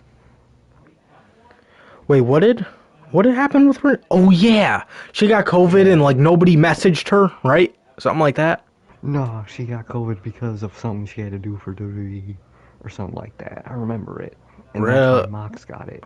Oh. Yeah. Yeah, I do remember. Yeah. Oh, yeah, because she was pissed because she said that they were the reason she got it, and they didn't even, like, reach out to her. Yeah. They didn't reach out to her. They didn't apologize. They didn't warn her that people had COVID. It was something like that, bro. And then by product, Mox got it. So one of those was because of WWE, man. So that just goes to show which companies got their people in check, bro. You don't see fucking these AEW guys tweeting out their partying. I mean, Young Bucks and all them are probably having fucking family parties, but they clearly haven't gotten it yet, so they're good, you know what I mean? Well, didn't they say they got it in 2020? It was just super hush hush. The Bucks? Mm-hmm. Nick did. It was Nick. Yeah. Jericho got it too. Yeah, just randomly, but like you don't hear these mass things in AEW. It's like, just come on, bro, get your guys in check. Just humble them up, bro. You can't be doing this. You shouldn't have to be doing fucking South Florida Red or fucking South, whatever the fuck. They're in that one company where they were doing some fuck ass shit to those guys. Mhm. You don't gotta do all that, but you just gotta humble these guys up. Right. Yeah, man, you gotta humble them up, and like I said, bro, just keep testing these motherfuckers, cause, yeah, you know, you just gotta do the right thing, man. You just gotta do the right thing. Humble. You gotta get these people straight. You gotta get these people straight. But you know what, man? I don't drink, but if I did, and I was on NXT in 2021, I'd go to a fucking bar every night. I'd probably be so goddamn depressed. Thank God I don't drink, but if I'm Casey Catanzaro, bro, I'm going there. I'm downing all the drinks in the world if I'm on NXT in 2021. You know what I mean? Yeah, bro. But on a serious note, though, yeah, I mean being on NXT in 2021, man. So it's a beast. It's a beast of its own. Yeah, it'll get you depressed. That's for sure. That's for damn sure. But yeah. So yeah, like I said, they just got to do the right thing, and they gotta start humbling these people out, bro. Because you know, people like Casey are the people that get the most backlash for it. But who in the PC do we not know of that's Exactly doing even worse shit? And Casey was sitting down at a table with her mask off, you know what I mean? Who knows what these motherfuckers are doing out here? They're probably going fucking line dancing, you know, they're probably on dance floors around a bunch of fucking people, or going out clubbing, you know what I mean? At least Casey was at a table with her friends, you know what I mean? And most of these restaurants nowadays, I don't know what sense it makes, but when you sit down, you could take it off. So, but like I said, Casey's the one who gets most of the backlash, and whoever, I think Ricochet as well. But like I said, which one of these motherfuckers do we not know of that thinks he's a huge star because he's in the PC? Nobody knows his fucking name.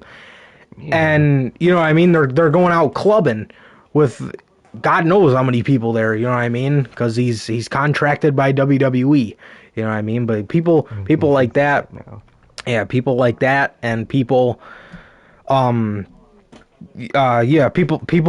like that and stuff like that. They gotta get on board, bro. They gotta get back to being a team like AEW is, but. AEW, then again, AEW is very strict with that shit. So, you know, I'm sure, 100% I'm sure, most of those people go out to eat with their friends and they take their mask off and they sit down. But when they go to work, it's strict and they get tested. Exactly. But how many times in WWE have we heard them being lenient with either masks or them being lenient with testing? You know what I mean? Exactly. You know, so... Kevin Owens had to force fucking Vince McMahon to do that shit. So what do you expect from this company, bro? I'm shocked that it doesn't happen more. Oh yeah, actually. I'm surprised it's this little for this company. Come on, bro. Yeah, man. Yeah, for sure. But yeah, like I said, man, it's got to humble some people out, bro. Exactly, bro. Next up, this one. Not really much to go over, but we got some news on Andrade Cien Almas, bro. Andrade has confirmed that he requested his WWE release. He said, he tweeted this out 3/18, which was yesterday. He said, "The rumors are true, and I do not know what the future holds, but I want to make my dreams come true. Thank you for giving me so much support these last days." And then the rest of it's in Spanish. Charlotte Flair probably knows. Charlotte Flair would probably read all of this, just because she is just a true down to the blood Mexican, bro. It's just so funny bro, every tweet of hers with him is just in Spanish, and it's the best shit ever. She says the most nonsensical things in Spanish, and it's fucking hilarious. I know, bro. They stay together forever, man. I love this shit. God. Yeah, Yeah, man. Oh yeah. So, well, I'm assuming the rest of it is the same thing because it starts off with Los Rumors. So I'm guessing that means the rumors. If I'm a betting man. Yeah. But the one thing that made me laugh on this is most of the people say WWE have made my dreams come true. I'm so thankful for the time that I have spent. This motherfucker said, I don't know what the future holds, but I want to make my dreams come true. So, in other words, he has not realized many dreams on the main roster, unless you consider winning that old United States Championship a dream. Then I guess the guy has not accomplished too much dreams, quite frankly. But yeah, I mean, I don't know. I don't know if this is him. I don't know if this is him kind of trying to give the Kenta effect or the Shawn Spears effect. You know, kind of, or the Brody effect of kind of where you tweet out publicly and you're like, all right, because usually when they do that, they don't like to look like the bad guys, but They're putting their foot down with this one, man. yeah, it does not look like they're going to be releasing Andrade, bro, and pretty much ever since people started really doing that, they stopped giving a shit. The first couple people to come out and publicly say they've asked for their release, WWE's kind of had their back to the wall, and in Triple H's words, everybody's trying to jump off of the sinking ship. So, yeah, are they gonna give this to him? No. They took Charlotte Flair off of a WrestleMania poster, off of the WrestleMania poster, rather. So who knows what the future holds for both of them, but man, yeah, that shit with Charlotte shocked me because Charlotte's one of their babies. They try to keep her as untouchable as possible. So the fact that she was taken off a poster shocks the hell out of me because, like I said, bro, it's Charlotte. You know what I mean? That's not somebody they take off of a WrestleMania poster. And now I'm asking, who the fuck is Asuka gonna face at WrestleMania? Not that I wanted it to be Charlotte. And why haven't they brought up Rhea Ripley, man? I mean, that's my number one, you know what I mean? I'm not for people immediately coming on the main roster and getting, or I'm not for somebody not earning. I would like to see more people come up and immediately challenge. I've said that for the longest time. I'm not going to switch up on that. That I just worded it wrong. What I meant to say was, I think she'd look like an idiot if her first week she was like, yeah, we're going to fight for the title. Like, what? You haven't even won a match, you know what I mean? But I would like to see her maybe attack Asuka at Fastlane and give us some kind of build, because people from NXT, me and you've been saying this for fucking years. I don't hear many people say this shit, bro, but these people, for whatever reason, have a reset button hit on them. For no reason. And they have to start off at the mid-card and work their way all the way back up. Like, bro, that's what NXT's for. Building your way up in the company. That's what NXT's for. How are they capable of being a world champion in NXT, but they can only be a fucking US champ on the main roster? What fucking sense does that make? Yeah, because WWE's harder. I don't know how the fucking talent sucks that much worse on the main roster. But yeah, bro, I mean, he schedule. Yeah, honestly, what the fuck, man? What the fuck? Come on. How long did it take Andrade? How long has it taken Apollo Crews before he was given the U.S. title? 5 years on the main roster? 4 years on the main roster? Come on, bro. It took him to win a mid-card title? Now, granted, he wasn't at the top of NXT, but look at somebody like Sami Zayn. Sami Zayn... Bro. Sami Zayn was on the main roster since 2016, and he won his first mid-card title in 2020? 4 fucking years for Sami Zayn? Mid-card title? By now he should have won a world title, if we're being real. Come on, bro. That don't make no sense, bro. Wyatt was an NXT champ, but before he even won tag team gold, he was already on the main roster for 3 years. It took him 4 to win the world title? I mean, holy shit. Bullshit way? Don't make no sense, man. Ugh. Shit, this company's ass backwards with the way they treat NXT, bro. Ugh. Ass backwards, bro. Look at Matt Riddle. You know what I mean? Exactly. Now his was a little quicker, but look at a guy like Keith Lee. Came up around the same time as Riddle. Done absolutely. He's just been third wheeled in championship feuds. What the fuck? Like, doesn't make any sense, man. It's just ass backwards in their progress. Oh yeah. Bobby Roode hasn't even sniffed a world championship, nor will he ever. You know what I mean? No, he will never. Ever. Nope. Cesaro. Fuck. Came up in 2013? He's been on the main 2012. Excuse me. The guy's been on the fucking main roster for 9 years. Again, another one. Hasn't even sniffed a fucking world championship. Come on Tag now. teams, oh my god, yeah, because they don't give a shit about the tag teams. If they gave a shit about the tag teams, he probably wouldn't have been tag team champion, because their logic is ass backwards. If they like the title, good people don't win it. That is their fucking mentality with this shit.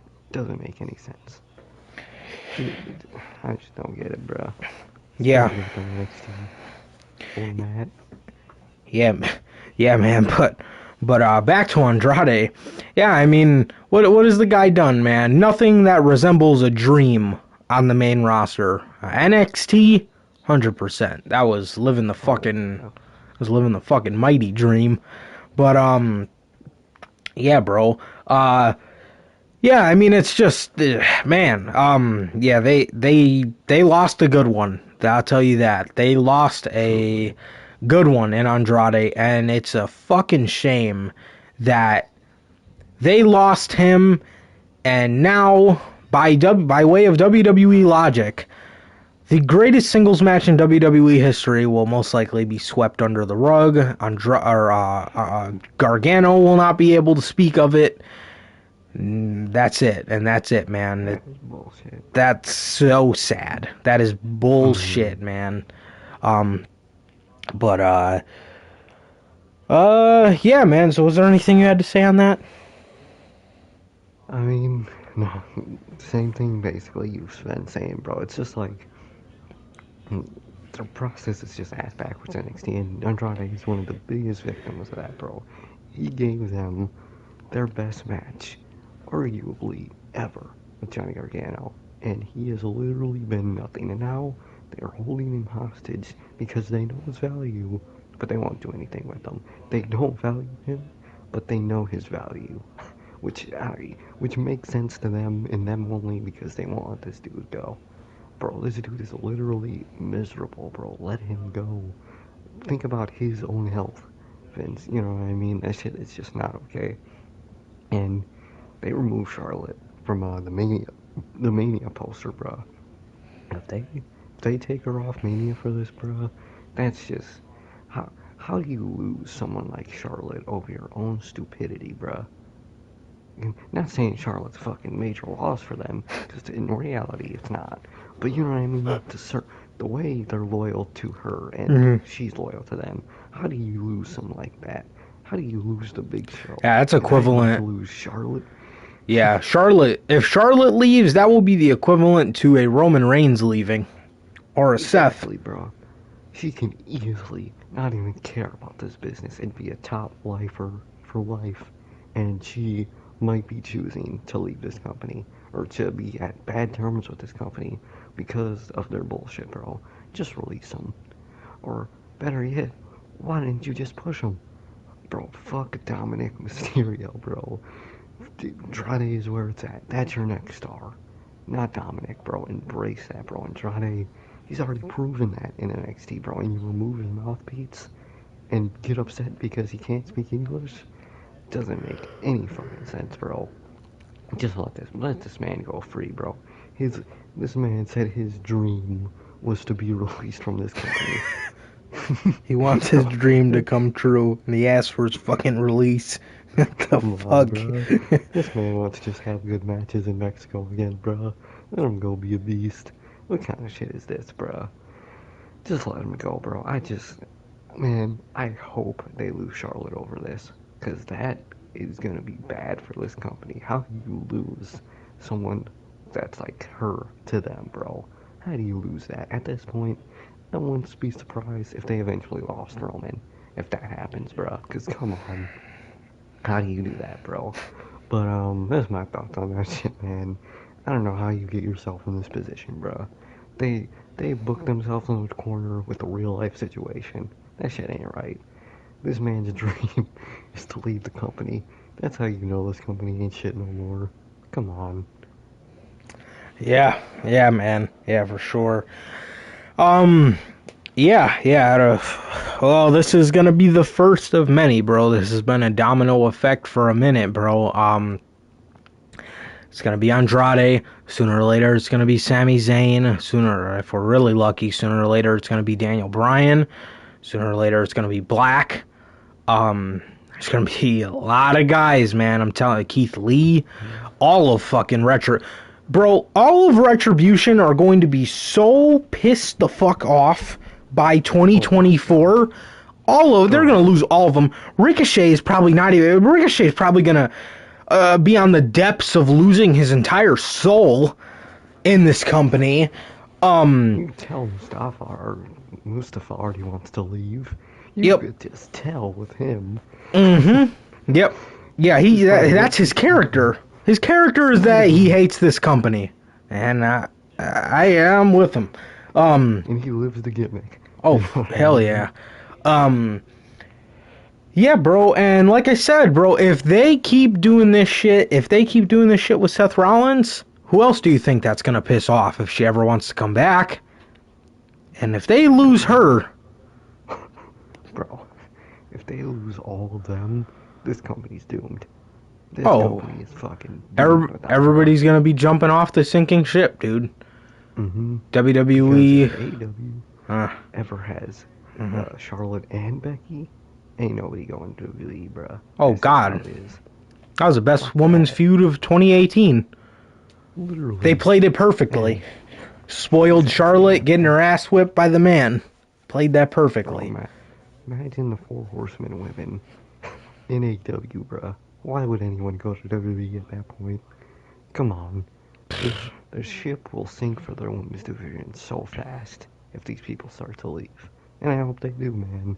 Because this company deserves this, bro. After all this shit you pull, you deserve this. Yeah. Yeah, bro. Yeah, who's to say, I don't know if she has anybody over there that she's really good friends with, but what about somebody like Ronda Rousey? That's a lot lighter schedule. We already know Ronda doesn't like the schedule, even though, well, she tried it, she didn't like it. Who's to say we can't get their AEW's own 4 horsewomen, or, like you said, imagine WWE's 4 horsewomen, you know what I mean? In that company, that would be, bro, I would feel so bad for Triple H. He'd be so sad. Oh my god. Oh. Guy. Yeah. Yeah, I mean, everybody's going to be jumping off the sinking ship, man. Everybody's going to be jumping off the sinking ship, and like I said, I suggest that they stop their shit with Rollins now before that gets any worse, because like I said, you don't want to piss him off. Same situation with Black and Vega. You don't want to piss one off, and, well, you definitely don't want to release one, because the other one's going to want to leave just as bad after that, so... That's on them, man. But moving on here, almost done with the news. WrestleMania has announced their hosts, man. And the only question I have is, Why isn't Bayley the host of WrestleMania? Literally, bro. I thought she'd be perfect. You originally told me that, but I thought that would have been a perfect role for her to do for Mania. She plays, ever since she's lost her feud to Bianca Belair, she's been playing a talk show host mainly on television. Why not have her be the host of WrestleMania? Instead, who they went with has got to be one of the fucking strangest combination of people I've ever seen in my life. I mean, WrestleMania 35, it was Hogan and Bliss. WrestleMania 36, it was Gronk. 30, I don't think 34 had one, but 33, it was the New Day. You know what I mean? So we've had some pretty random ones, and you know, some of them are superstars, which would have been a perfect case for Bayley. But like I said, last year was Gronk, and this year it is another Hogan pairing. We've seen Hogan and Bliss.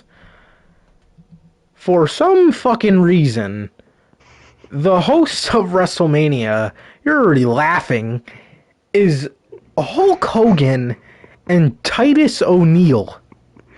Bro, what kind of shit is this? What? Oh, man. You're just asking for the heat. Honestly, bro. Like, come on, bro. We all know Terry Bollea's game, right? We all know that. We all know what Terry Bollea is about, bro. And you put him with Titus? Really? Come on, bro. Really? That's almost as bad as him handing the championship to Bobby Lashley as symbolism. For what? That he's not racist anymore? I mean, come on. Oh, I hosted a show with Titus. I'm not racist anymore. Oh, here, I'm handing a championship to Bobby Lashley. I'm not racist. Bro. Are you kidding? Oh, this is awful, bro. One of those people that didn't accept Yeah. apology. Yeah, bro. I feel so bad for Titus. I think it was debunked, but there was a story when he was apologizing many years ago, and whenever they invited him back into the company, I can't remember what year that was. I know he was like back around in 2014, but then that shit happened, and he was gone from WWE for, I want to say like 2-3 years, right? And then he came back at one of the Saudi shows in like 2018. So maybe like 4 years, or 2017. No, they weren't doing him then. 2018. He came back for one of those Saudi shows, and at one of the Extreme Rules events, he was apologizing to all the people that work there that are black, obviously, like he should. And Titus, I think Big E too, but Titus was, or all of the New Day, I believe it was, and Titus actually walked out of the arena. Now, I think that was debunked, but these people, well, if that story's not true, these people have made it very clear that they don't care too much for Hogan, and Can you blame any fucking one of them? I mean, come on, bro. This guy's talking straight out of his ass with that shit. We're not even going to touch on that, but can you fucking blame these people? I mean, come on now. Come on. Yeah, if you can't see it from their perspective. The only time I agreed with Hogan coming back was that time for Mean Gene. Because when you think of Mean Gene, and Hogan did that great, he did not make that about himself whatsoever. Hogan, when you think of Mean Gene's career, you think of Hulk Hogan. So that was fitting, of course.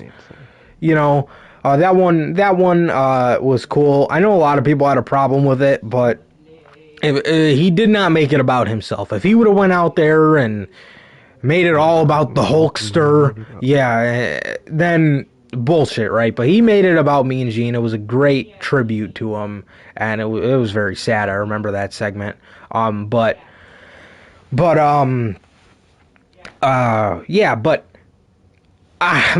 do you remember a couple months ago when this guy said, I don't know why the new roster acts so standoffish to me, like I'm coming for the main event spot. That's not why they're standoffish. I don't think that's why they're standoffish at all, buddy. But yeah, this is true. And let alone, Hulk Hogan hosting WrestleMania with obviously a black man, Titus. Let alone that. These two, I mean, what the fuck? You know what I mean? Like, what the fuck do they have to do with each other? Why? Hulk Hogan look good. What chemistry are they gonna have? It is gonna be so fucking awkward to see, bro. That's gonna be so awkward, bro. That is going to be painfully awkward. Titus, bro. I feel so bad for this guy. He has to fucking host the WrestleMania with Hulk Hogan. But hey, it's better than almost. If they would have made almost, then my God, and you listen to that fucking sex tape all the time. God, bro. Yeah, but Titus is a pretty tall guy himself, so. True. Yeah, right up Hogan's alley. But fuck, man. Do Bailey. Just do Bailey, bro. Honestly. Billy Kay. God. Oh fuck no. Oh my God. Bro. Who is better than Bailey at this job than to host WrestleMania? If she doesn't have a match, do that, bro. Yeah, bro. Yeah, Bailey's super charismatic. She's, she'd be great in that. Hulk Hogan and Titus O'Neil. Holy fuck. Bro, Titus liked the post on Twitter where they were talking about how Hulk Hogan shouldn't be the host because he's racist. Literally liked by Titus O'Neil, bro. I feel so bad for this guy. He's gonna have to suck it up for this, for Hulk Hogan. I mean, I send him the best wishes, man. I don't know how he's gonna do it. That's gonna be awkward, bro. And bro, even in itself, even without the drama, even if that shit never happened with Hulk Hogan, why is Hulk Hogan the host of WrestleMania? He's fucking... I know. Even Hulk Hogan sucks in every aspect. On the mic, he's a fucking clown. Why are you having him host WrestleMania? He just says the same stick. Literally the same 4 fucking catchphrases. He just says them. What you gonna do when WrestleMania runs wild on you? When the Hulkster and Titus O'Neil run wild on you. Oh, fuck. God damn. I feel so bad, bro. I don't know what to say other than I feel bad for Titus. That ain't right, bro. Yeah. Yeah, same here, bro. That is going to be fucking awkward, man. Moving on here, on to something that is less awkward than the thought of Hulk Hogan and Titus O'Neil hosting WrestleMania 37. You see it in the title of the video, bro. Impact Wrestling Leaniant to put the World Championship on Kenny Omega. There's been a lot of drama surrounding Impact Wrestling in this story. So, Rich Swann and Moose had a match to see who would face Kenny Omega at Rebellion, I think it's called, right? Is it Rebellion? Yeah. They're going to see who fights Kenny Omega title for title. However, Impact does not want Rich Swann to lose. Okay, let me stop you there. So what Impact wants is Rich Swann to take the World Championship off of Kenny Omega? What? Okay. I digress. I'm going to keep going. So, they don't want Rich Swann to lose. They want a champion that is going to be there on the weekly. Okay. Tony Khan steps in at this point, and Tony Khan also does not want Kenny Omega to lose the championship. He does not want Kenny Omega to lose until he has lost the championship to an AEW talent. And this is causing problems between AEW and Impact because Impact wants a champ that's going to be there on a week-to-week basis. Listen, if you didn't want to put the championship on Kenny Omega, why would you book this match? That's what I was going to say, bro. there's one outcome.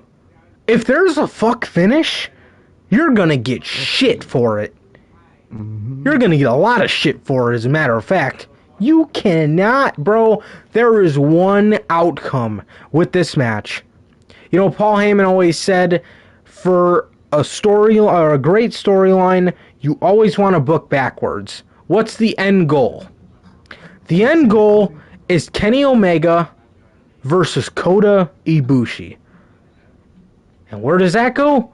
That goes to Kenny Omega being the IWGP World Heavyweight Championship. Or, the World Heavyweight Champion. That is the end goal. If you, like I said, bro, if you did not want Rich Swann to lose, why would you book the match? And besides, exactly. So what you're telling me is you want Rich Swann on the show, or you want Rich Swann as world champ.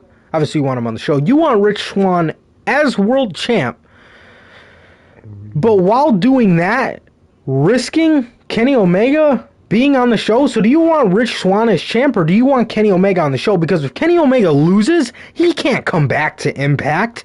What's he going to come back for? Moose's TNA World Heavyweight Championship? I heard JD say this, bro, but while the Impact Championship is on Omega, make the TNA World Heavyweight Championship your main championship. That's all you have to do, bro. Highlight the X division. What is with Impact and having these problems with AEW guys? It's Sammy Guevara. It's fucking Kenny Omega. Do you not want them because of reasons that you want to protect a bunch of guys in your company that nobody knows? What? Oh, man. What were you saying? So Impact believes it's believable to them that Rich Swann can pin Kenny Omega clean. Yeah, especially Kenny Omega's number 2 next to Roman, number 1, depending on who you talk to. How does that look? Where is Rich Swann? Gargano. Exactly. They don't have Gargano. They don't have Daniel Bryan. It's a Rich Swann. That unbelievable ass shit. How do people expect that? Bro, even with Impact fans, my God, if you're an Impact fan, but even with Impact fans, they know who should win that fucking match. You know what I mean? Come on, bro. No one will take you seriously trying to do that shit. What kind of... I don't get that shit, man. Like, what's your heat? Why? Why do you want them to win so much? It's fucking Rich Swann. And you could just fuck finish the title off of Omega eventually, bro. If you don't want it on him. But, no one's gonna care about Impact if he's not a champ at the moment. Bro, who brings more eyes, Kenny Omega or I was just gonna say that. Exactly. And why does he have to be there every week, bro? The champ doesn't have to be there every fucking week, you know what I mean? He should be there in, like, spirit. He shouldn't be fucking Brock Lesnar, but he shouldn't be there in fucking matches every week. What kind of terrible shit is that? All he needs to do is show up for an interview, and he could film that at Daly's place if he needs to. You know what I mean? They're clearly getting up for travel. Fucking Good Brothers are traveling all the time between the two companies. Aren't Impact in Florida? If I'm guessing. Nashville. Are they? Oh, Nashville. Well, that's fucking Tennessee is right by Florida. Kenny Omega can drive. Right. I mean, he can get a show for Kenny Omega. Yeah, and it's taped, so it's not like they got to make that much drive, you know. Literally, it's taped, bro. Don't they tape multiple episodes too? Yeah, they tape for like a month, like NXT used to. Why don't you could just go there? He's got the next month of tapings, and he just goes do AEW shit. What sense does that make? I understand if AEW had this problem with New Japan, because they're across seas and whatnot, it would be hard to do that. But it's fucking Impact. First of all, you're Impact. Second of all, you're taped, bruh. And your champion is a Rich Swann. You don't have fucking Daniel Bryan as your world champ. Come on, bro. Yeah, and like I said, too, at the last pay-per-view, there was a fatal four-way, and people were just up and down praising Moose. You know, people, to the point where people wanted to see Moose and Omega instead of Rich Swann and Omega. Well, once you get that championship, or once you get that championship off of Rich Swann and onto Omega, that opens up, like I said, that opens up the focus on Moose. People wanted to see him challenge Omega anyway. Well, here, now he's your main champ on Impact. I mean, like I said, do you want the viewership that Rich Swann brings in, or do you want the viewership that Kenny Omega brings in? I mean, how much of a big fight feel is it gonna be when Kota Ibushi is challenging Omega, and he has 2 belts, and Omega has 2 belts too? I mean, like I said, that's the end goal here. You know what I mean? It's Kota and Kenny. Kenny's got to go into this looking as strong as possible. How strong is Kenny gonna look if he? How strong is Kenny Omega gonna look if he loses to Rich Swann? Like, bro. Come on now. What shit is that? That's like fucking Roman losing to fucking Baron Corbin. That unbelievable ass shit. What kind of shit is that, bro? Don't make no sense, bro. It's just illogical shit from Impact, bro. Bro, I thought Don Callis ran shit in Impact. that's the other thing I was gonna say. Callis, if he's the main guy doing it over there on Impact, what the fuck is the problem? You're Kenny Omega's manager, and he's your friend. You've known him your whole life. You know what I mean? And you want, oh man. Bro, Impact is so ass backwards. Why do they always have such a fucking problem with booking AEW guys on their show? Sammy Guevara was going to be in Decay. What? What, bro? Doesn't make any fucking sense. I mean, seriously, bro. What's the problem, man? What's the problem? Do both of us need to go down to fucking Nashville? Because somebody's having a problem over here with booking this shit. I mean, it's not that hard, bro. These guys are way bigger name. These guys' names swallow your guys' names. You know what I mean? Kenny Omega compared to Rich Swann. Sammy Guevara compared to Eddie Edwards. Come on now. Come on. What's the fucking issue? Be logical, Impact. Stop riding on your high horse. This isn't fucking 2006. You guys ain't that big. Calm the fuck down. Honestly. Omega is bigger than your entire company at this point, bro. Embrace it. Exactly. Kenny with 2 belts going into a match against Kota with 2 belts. And that's the end goal, and that's a fucking no-brainer. What is why is Rich Swann beating Omega even a fucking thought in anybody's head? I mean, come on. What kind of shit? Playing 2K. Honestly, bro, that shit's trash, bro. One outcome: Omega wins the championship. Omega is carrying 2 companies, bro. Soon to be 3. Because he is the man, and he can fucking do that. And once he has all 3 of those belts... Bro. Hangman's gonna look like a fucking god. Oh, yeah. Fucking Omega. Yeah, and that's the great part about it, too. Great heels get other people... Great wrestlers get other people over as well. Kenny Omega is making himself look like Don Callis, to quote Don Callis, the wrestling god. You know what I mean? And whoever beats the wrestling god, what does that make them? Exactly. Look at Roman. Everyone who came into contact with Roman, a little exception for Edge, has been fucking amazing. Has been made, bro. Yeah. Mm-hmm. Apollo Crews. Look at Apollo Crews now. Jey Uso. Who the fuck gave about the Usos in these recent times until this? You know what I mean? Mm-hmm. Come on, bro. Daniel Bryan and Roman Reigns? That is fucking money. I don't know why Edge is there, but... His awkward ass. Money, his third wheeling ass. The fuck. But like, the champ, or the big heel makes whatever baby faces there are, bro. Fucking Look at Eddie Kingston, bro. He's looking like a fucking amazing babyface. It's not planned. It didn't go as planned, but it's working out for Eddie Kingston. Look at how good Hangman's gonna look, bro. Come on, bro. And this is what you don't want. You want Rich Swann over Kenny Omega. Come on, bro. You can't say that and be serious with yourself. Come on. Right. Yeah, bro. 100%. 100%.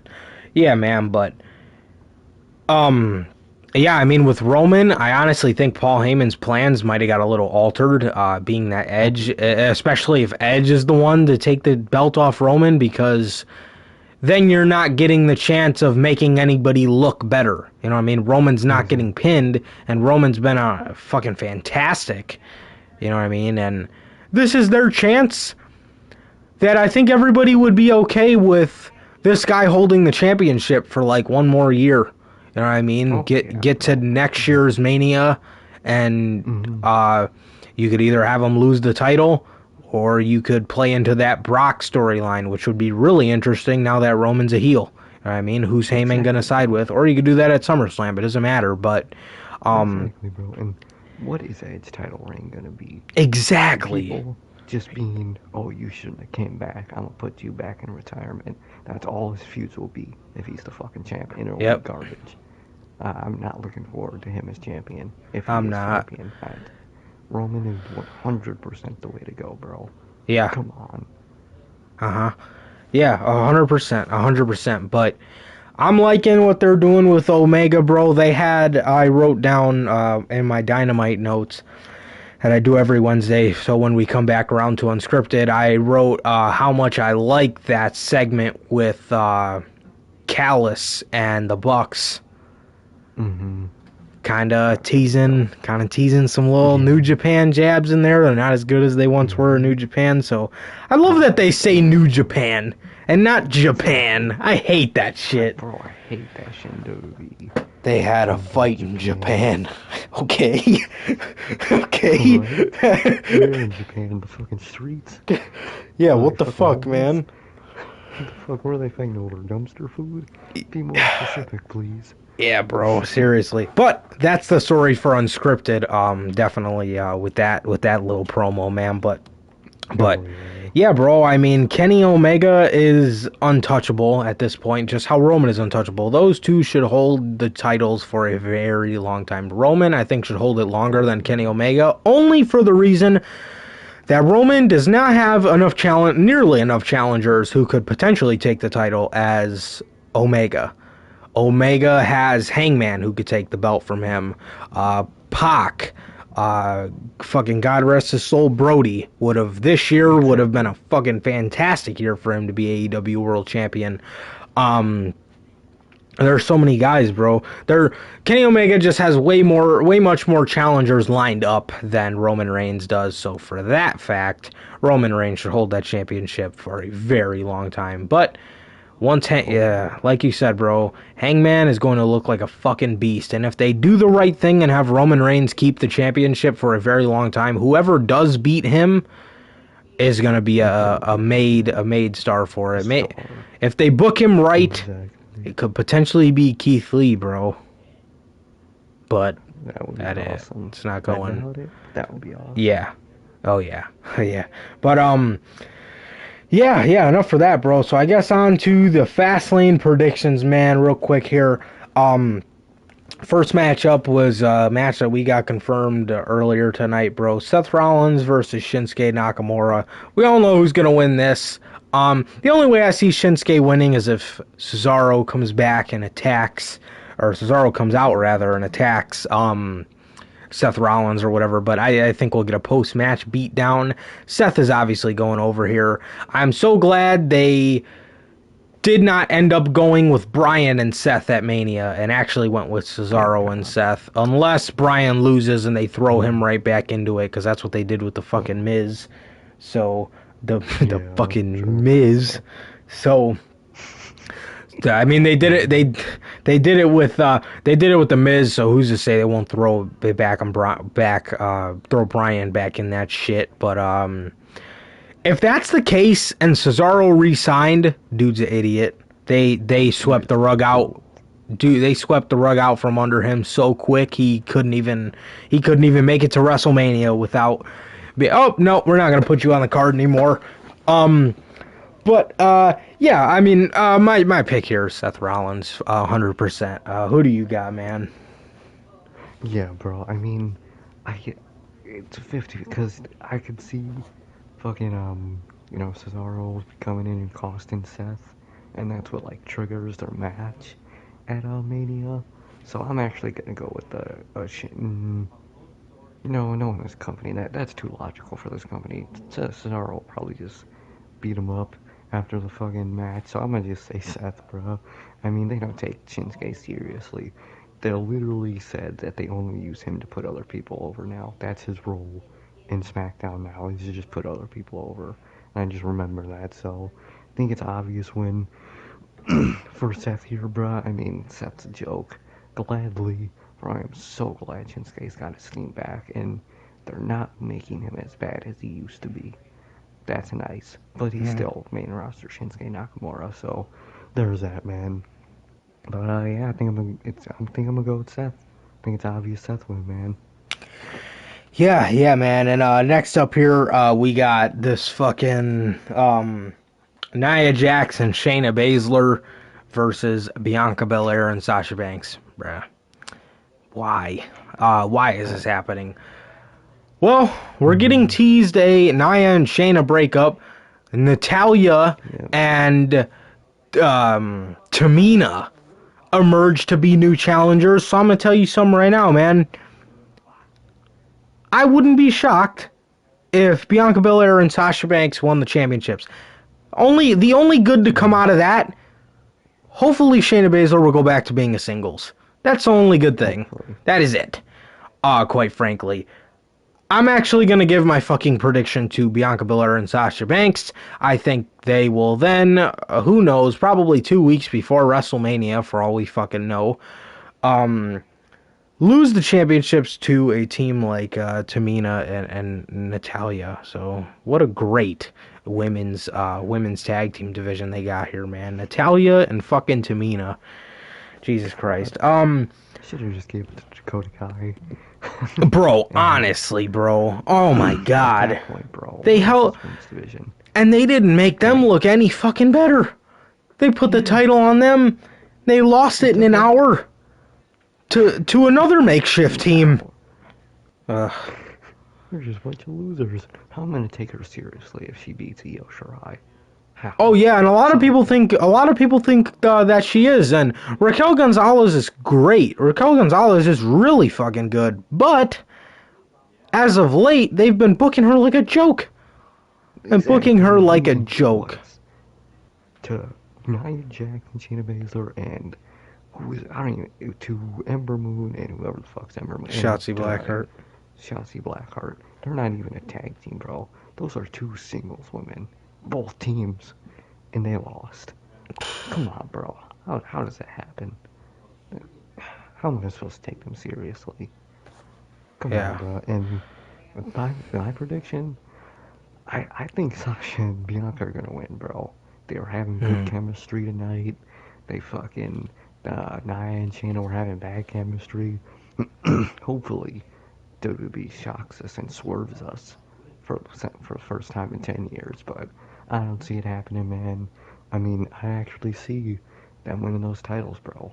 And that's gonna be, and they're gonna lose those titles, or they're gonna be champs at Mania, and that's just gonna ruin their Mania match. You know what I mean? Hopefully, but I think it'll just fucking divide them once they lose those titles. But the thing is, what is it, like 2 weeks from Fastlane to Mania? 2-3 weeks? How in that time are they gonna lose those titles to have a Mania match? What is that build, bruh? Come on, bro. So I'm actually gonna stick with you, bro, and say Sasha and Bianca are gonna win. If that was your prediction. Mm-hmm. Oh yeah, it was. Yeah. Next up, bro, Big E and Apollo Crews for the Intercontinental Championship. Something tells me, they're gonna put the championship on Apollo, which, bro, really, 2 weeks before Mania. Just save his crowning for fucking WrestleMania. Who's watching Fastlane? My question is, how many people are watching WrestleMania that don't give a fuck about Fastlane? And you're gonna put the championship on this guy at Fastlane? Why don't you just save it till Mania? But Hulk Hogan's gonna be there. I'm gonna be happy about that. I want to say, I want to say, bro, it's gonna be a fuck finish since Big E's like so like has this enraged character that's like happy and enraged. Yeah, exactly. Apollo's probably gonna piss him off. He's probably gonna pretty much yeah. Yep. Yeah, that's probably what's gonna happen there. But for some reason, I had the back of my mind that they were gonna put the Intercontinental Championship on Apollo at Fastlane. I was like, oh, I'm thinking about that, man. I'm like, bro, if they do that and don't just wait till Mania, like, what's the rush? I don't think Big E's been that fucking horrible with the title. To the point where you gotta rush it off him at Fastlane, save it till Mania, bro. But nonetheless, Apollo should win the IC title. But save it till Mania. It's a way bigger show. More people are gonna be watching it. You get his name out there better. So I would definitely do that. But I think this is gonna be a fuck finish. What about you? Yeah, bro. I'm probably gonna say fuck finish, and whatever happens, Big E's not losing the title yet, bro. And if they do, that's fucking stupid. Mm-hmm. But I think there's gonna be either a fuck finish or Big E's gonna a fuck finish win. You know, so something like that, bro. Whatever happens, Apollo Crews is getting fucked out of the championship on a Sunday night, man. And that's whether it's a Big E win by doing something behind the ref's back or something. I could see that happening. Whatever way, they're gonna just set up a match for Mania. Hopefully, I mean Hulk Hogan's there, so that might be stopped, man. But hopefully they get this match at Mania, man. And I think my prediction is that Big E is still gonna walk out with that championship. I don't know how, but that's what's gonna happen. Yeah, cool. I want to say it right, man. Hope so, because like I said, putting the belt on Apollo at Fastlane and not just waiting till Mania. It's just not it. Yeah. Next up, man, this is, in my opinion, probably the most unpredictable match of the night, bro. We got Drew McIntyre versus Sheamus, man. And oh boy, I don't know who's gonna win this one, bro. Could it be Sheamus, bro? Could it? I think so. Bro, you know, I was going to say Drew McIntyre anyway, but just based off what happened on Monday,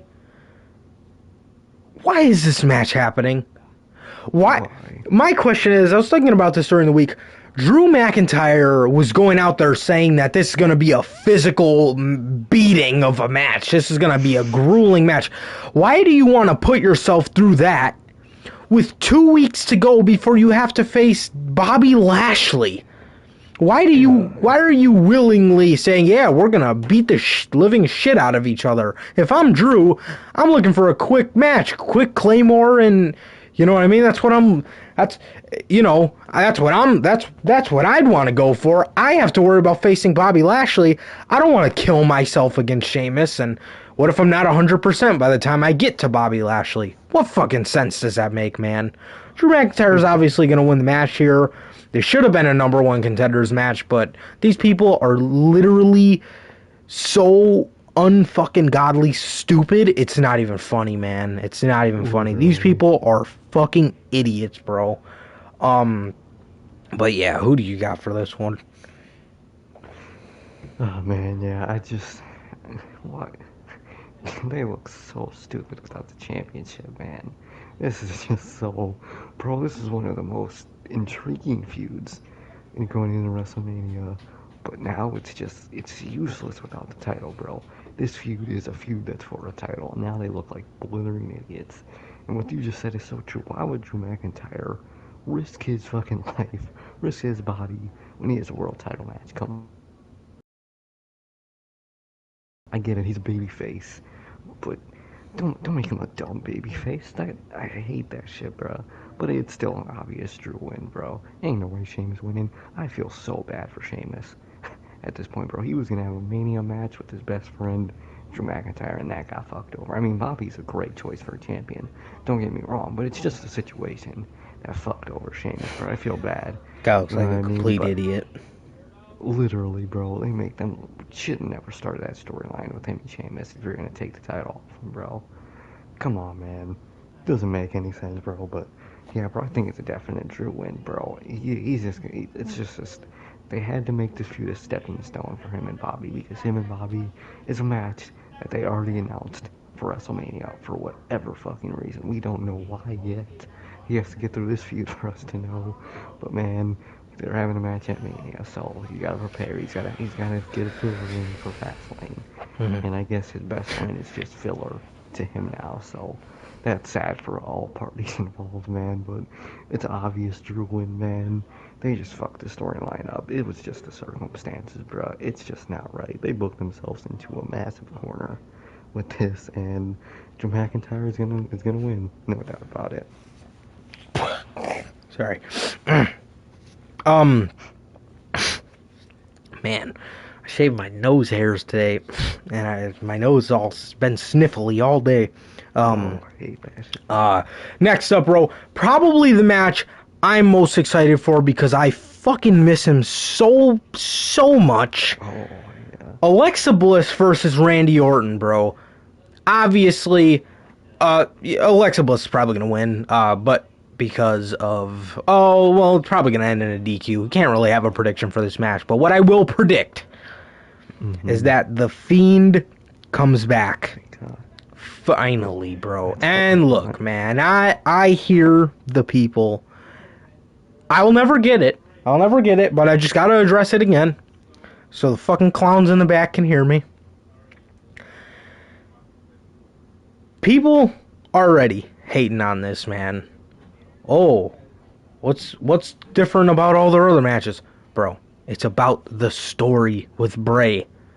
The story he told at last year's WrestleMania was the fucking greatest cinematic match I've ever seen in my life, bro. Why? Why does Bray constantly have to have this fucking blue-collar chip prospect wrestler attached to his name? That's not his fucking character. Does anybody bitch about Matt Hardy? I don't see anybody bitching about Matt Hardy's in-ring style, broken or not. It's about the character with Matt. It's about the fucking character with Bray, bro. What are people... When have you ever heard somebody bitch about Matt Hardy being boring in the ring? Never. Because it's about the story, bro. Broken Matt Hardy, it's about the story. It always was. I mean, come on, man. And, yeah, he was putting on great matches with the Bucks, but he was preserving his body. Bray's put on some pretty great matches himself. You know what I mean? Exactly. He's put on great matches with Daniel Bryan. Mm-hmm. What were you saying? If Bray is an in-ring general, bro, that's a great-ass match. Oh, yeah. Yeah, bro. I mean, yeah, he's had matches that could fall under boring, but is it boring, or is it just more about the story? It's like Orton. We make jokes that he's boring, but he's not really boring. His matches are just about the story. He's just of that old school.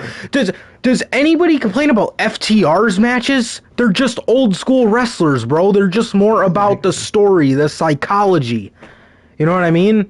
FTR doesn't put on flashy matches like the Bucks, and that's fine. Because it's about the story, bro. It's about this fucking psychology of the match. Now, Randy Orton and Bray Wyatt, they don't have the best matches, I will admit. Two old school guys. I understand that can be a little not much at some parts, but it's about the story, bro. Especially with a character like The Fiend, bro. It's about the fucking story. Give the guy a fucking chance. Can we appreciate Bray Wyatt? Can we start appreciating Bray, please? Please. Bray's gonna come back, and I cannot be more excited, bro. I am so excited. I think he's gonna come back with black dreads. I don't know about a fully burnt mask, maybe fully burnt, but I think there'll be like hints in it. Yeah. But I feel like, you know how he had the bolts on his face? I feel like it's gonna be burned to his face. If you know what I mean? yeah. It's gonna be. If it's burned to his face, do you think we'll ever see Funhouse Bray again? Well, yeah, they've always kind of gave off the, yeah, because I'm thinking about it now. They always kind of gave it off like it's two different people, you know? Yeah, or it'd be cool if like Funhouse Bray had like burn marks on the same spots where the Fiend has them. Right. That'd be kind of cool or something. Yeah. But I feel like they'll still have Funhouse Bray because they kind of treat him as a separate person. Yeah, and plus, he needs to be there with like Funhouse Alexa, I guess. Yeah. And I hope, I can't wait for Mania, because I can't wait to see, if they do it, a Bray and Bliss entrance. I can't wait to see how that goes. Oh, bro, that would be cool. Yeah, but this match is obviously going to end, and I don't think this match is going to have an ending. I think it's just going to be Bray coming back and, you know, attacking Randy or whatever, and, you know, that's going to be that. But I'm so excited for Bray to come back. I fucking miss him so much, man. I miss him so much on this show. But yeah, man, what do you think? Yeah, bro. I mean, this match doesn't really have an ending or a winner. Bray's just returning. That's the whole thing about this match. Bray Wyatt is finally back, bro. Thank God, bro. It's all I wanted in fucking Raw ever since the Royal Rumble. And this is what we're finally getting, bro. All I want to see is Bray Wyatt, bro. I want to see Funhouse Bray. I want to see The Fiend. I want to see him and Alexa. I want to see him, Alexa, and Orton. That's all I want to see, bro. Gladly. Can't wait to see this guy back, bro. I really can't. You know what I was thinking, bro? Imagine in a Firefly Funhouse match with Orton. Mm-hmm. Perfect person to play Stephanie. Oh, it'd be Alexa Bliss. God damn. Recreate. You know what, man? Forget about a Funhouse match with Orton. Let's get a Funhouse match with Hogan. Yeah, bro, that'd be fantastic, dude. Bringing up all his dirty laundry. Beautiful. Yeah, bro. Beautiful. Oh, but with Orton, now, I gotta ask you this. This will probably be something, it's probably not the right time to ask you, being that there is actually going to be fans in attendance. Being that there's going to be fans in attendance, do you think we are going to get a Funhouse match or a regular-ass match? What do you think? What are you thinking? Damn. Because I know in the beginning we said Funhouse, but I wonder where your mind's at. What are you thinking? It's very 50-50, because WWE might want to go full fans, full normal matches. Fans are back. Yeah, because that was the plan with Cena last year. They were just going to have a regular-ass match. Bray was going to come out with the monster truck. He was going to come out to Code Orange. Bro, I'm still upset about that. I'm still upset about we better get that. We better get that this year. Bro, what if it's so obviously Hardy's monster truck? That'll be the best shit in the world. Oh, yeah, I never thought about that. Matt probably bought it for Bray. Probably. Fucking, yeah, you can use my monster truck. Why do I own one? Because I have fuck you money, I guess. Fucking Matt. But yeah, bro, I feel like it's 50-50. I could easily see them doing a cinematic match, because that's kind of what Bray Wyatt is. Uh-huh. And they probably get better feedback from a cinematic match. But man, I could totally see them doing an in-ring match, bro. And I mean, whichever way, I'm just happy to see fucking Wyatt. I agree. That's all I want. I agree. But I would prefer cinematic match, but I wouldn't mind, bro. As long as we get a dope ass entrance, I'll take him in the ring, bro. Maybe even if it's in the ring, we always got that great what if in a cinematic match, bro. Mm-hmm. So So I think no matter what, it's a positive thing. Just Wyatt is back. That's a positive thing. Whatever the situation happens, it's gonna be great shit, bro. You know what I mean? So I just can't wait for Wyatt to come back, bro. And that's all I want from this show. Yeah, dude. I hate when people say their match at TLC was a cinematic match. It wasn't a fucking cinematic match. It was just a different Inferno match. You know what I mean? It wasn't your traditional. I hate it when I hear a lot that people are like, "Oh, that was one of my favorite cinematic matches." That was not a fucking cinematic match.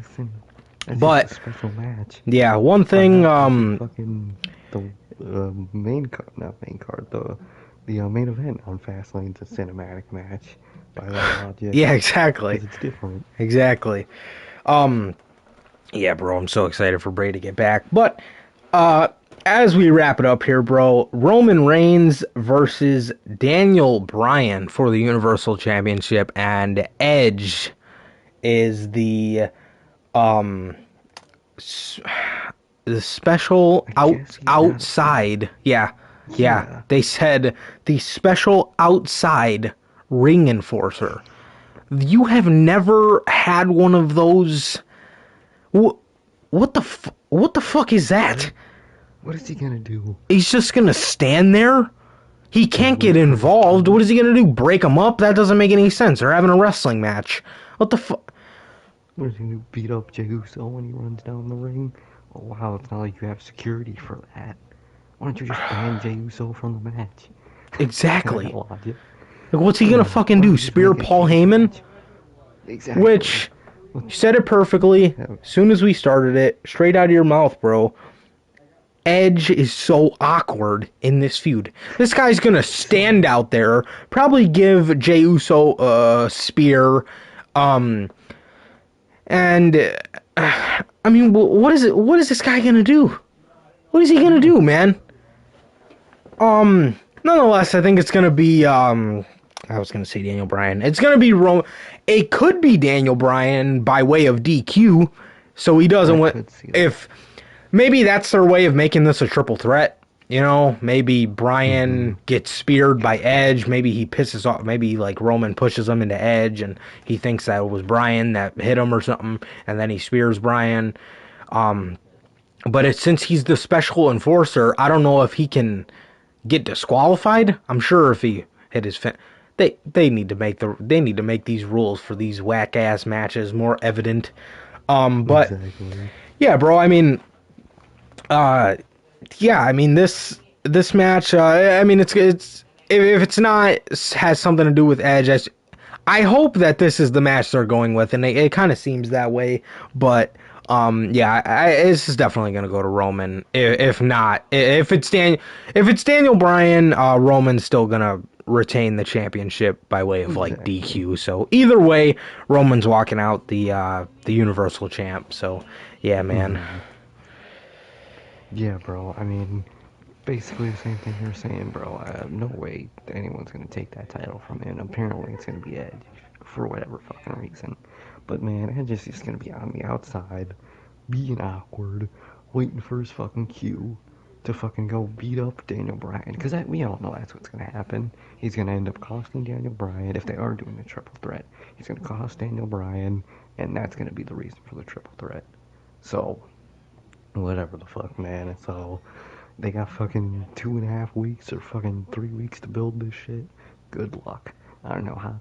They just dropped a fucking pile of garbage with Edge onto Paul Heyman and just said good luck. This poor guy, bro. Why is Edge in this feud, bro? He's just gonna stand out there, spear Jey Uso and spear Daniel Bryan. That's all he's gonna be there for, and to intimidate fucking Paul Heyman. Paul Heyman's gonna have one funny little segment where they're just gonna awkwardly stare at each other, and that's it. You know what I mean, bro? What is the point of a special enforcer? Just ban Jey Uso from the fucking ring. Just ban everybody from the fucking ring. At that logic, if they don't want interference, why don't they have a Hell in a Cell match? By their logic. You know what I mean? Like this match would fit a Hell in a Cell match. But they're not going to do it because it's not a Hell in a Cell pay-per-view. Just doesn't make any sense, bro. And it's just obvious. Roman's going to retain, and something's going to happen to Bryan where he still is given a match at Mania if they are doing the triple threat. So that's just what I'm going to predict, bro. Roman retains, something's going to happen with Bryan and Edge to get this triple threat. It's as generic as you could get with Edge in the storyline. Yeah. Yeah, bro. So, yeah, man, that is going to do it, bro. That is going to do it for this edition of the Notorious podcast, man. Once again, I just want to remind everybody to look out, bro. We got a big announcement coming up, man. We got a big announcement coming up. So, like I said, please look forward to that. And we will let you guys know if this video gets blocked too, because I'm going to look into that and see why the fuck our video got taken down for literally no reason. That was last week's news. It was episode 48. I don't know if they got fucking butt hurt. I don't know what the fuck we said or did, because if it was for playing the game, like I said, why the fuck did they make the game if people can't stream it? Don't make any sense to me. But I'm gonna have to look into that, because that is a bunch of bullshit. And yeah, man, once again, so that is going to do it for this edition of the Notorious podcast, episode 49. Man, and 2-3 more days, episode 50, bruh. Episode 50. Shit. So, Crazy. that is going to do it once again, ladies and gentlemen. Please like, comment, subscribe. Once again, it has been a pleasure for my Johnny Mayhem. I did that all backwards. But once again, it has been a pleasure for my Johnny Mayhem. And I, Sir K. And that is going to do it for episode 49 of the news. Please like, comment, subscribe, and we'll see you guys on Notorious Unscripted. Peace.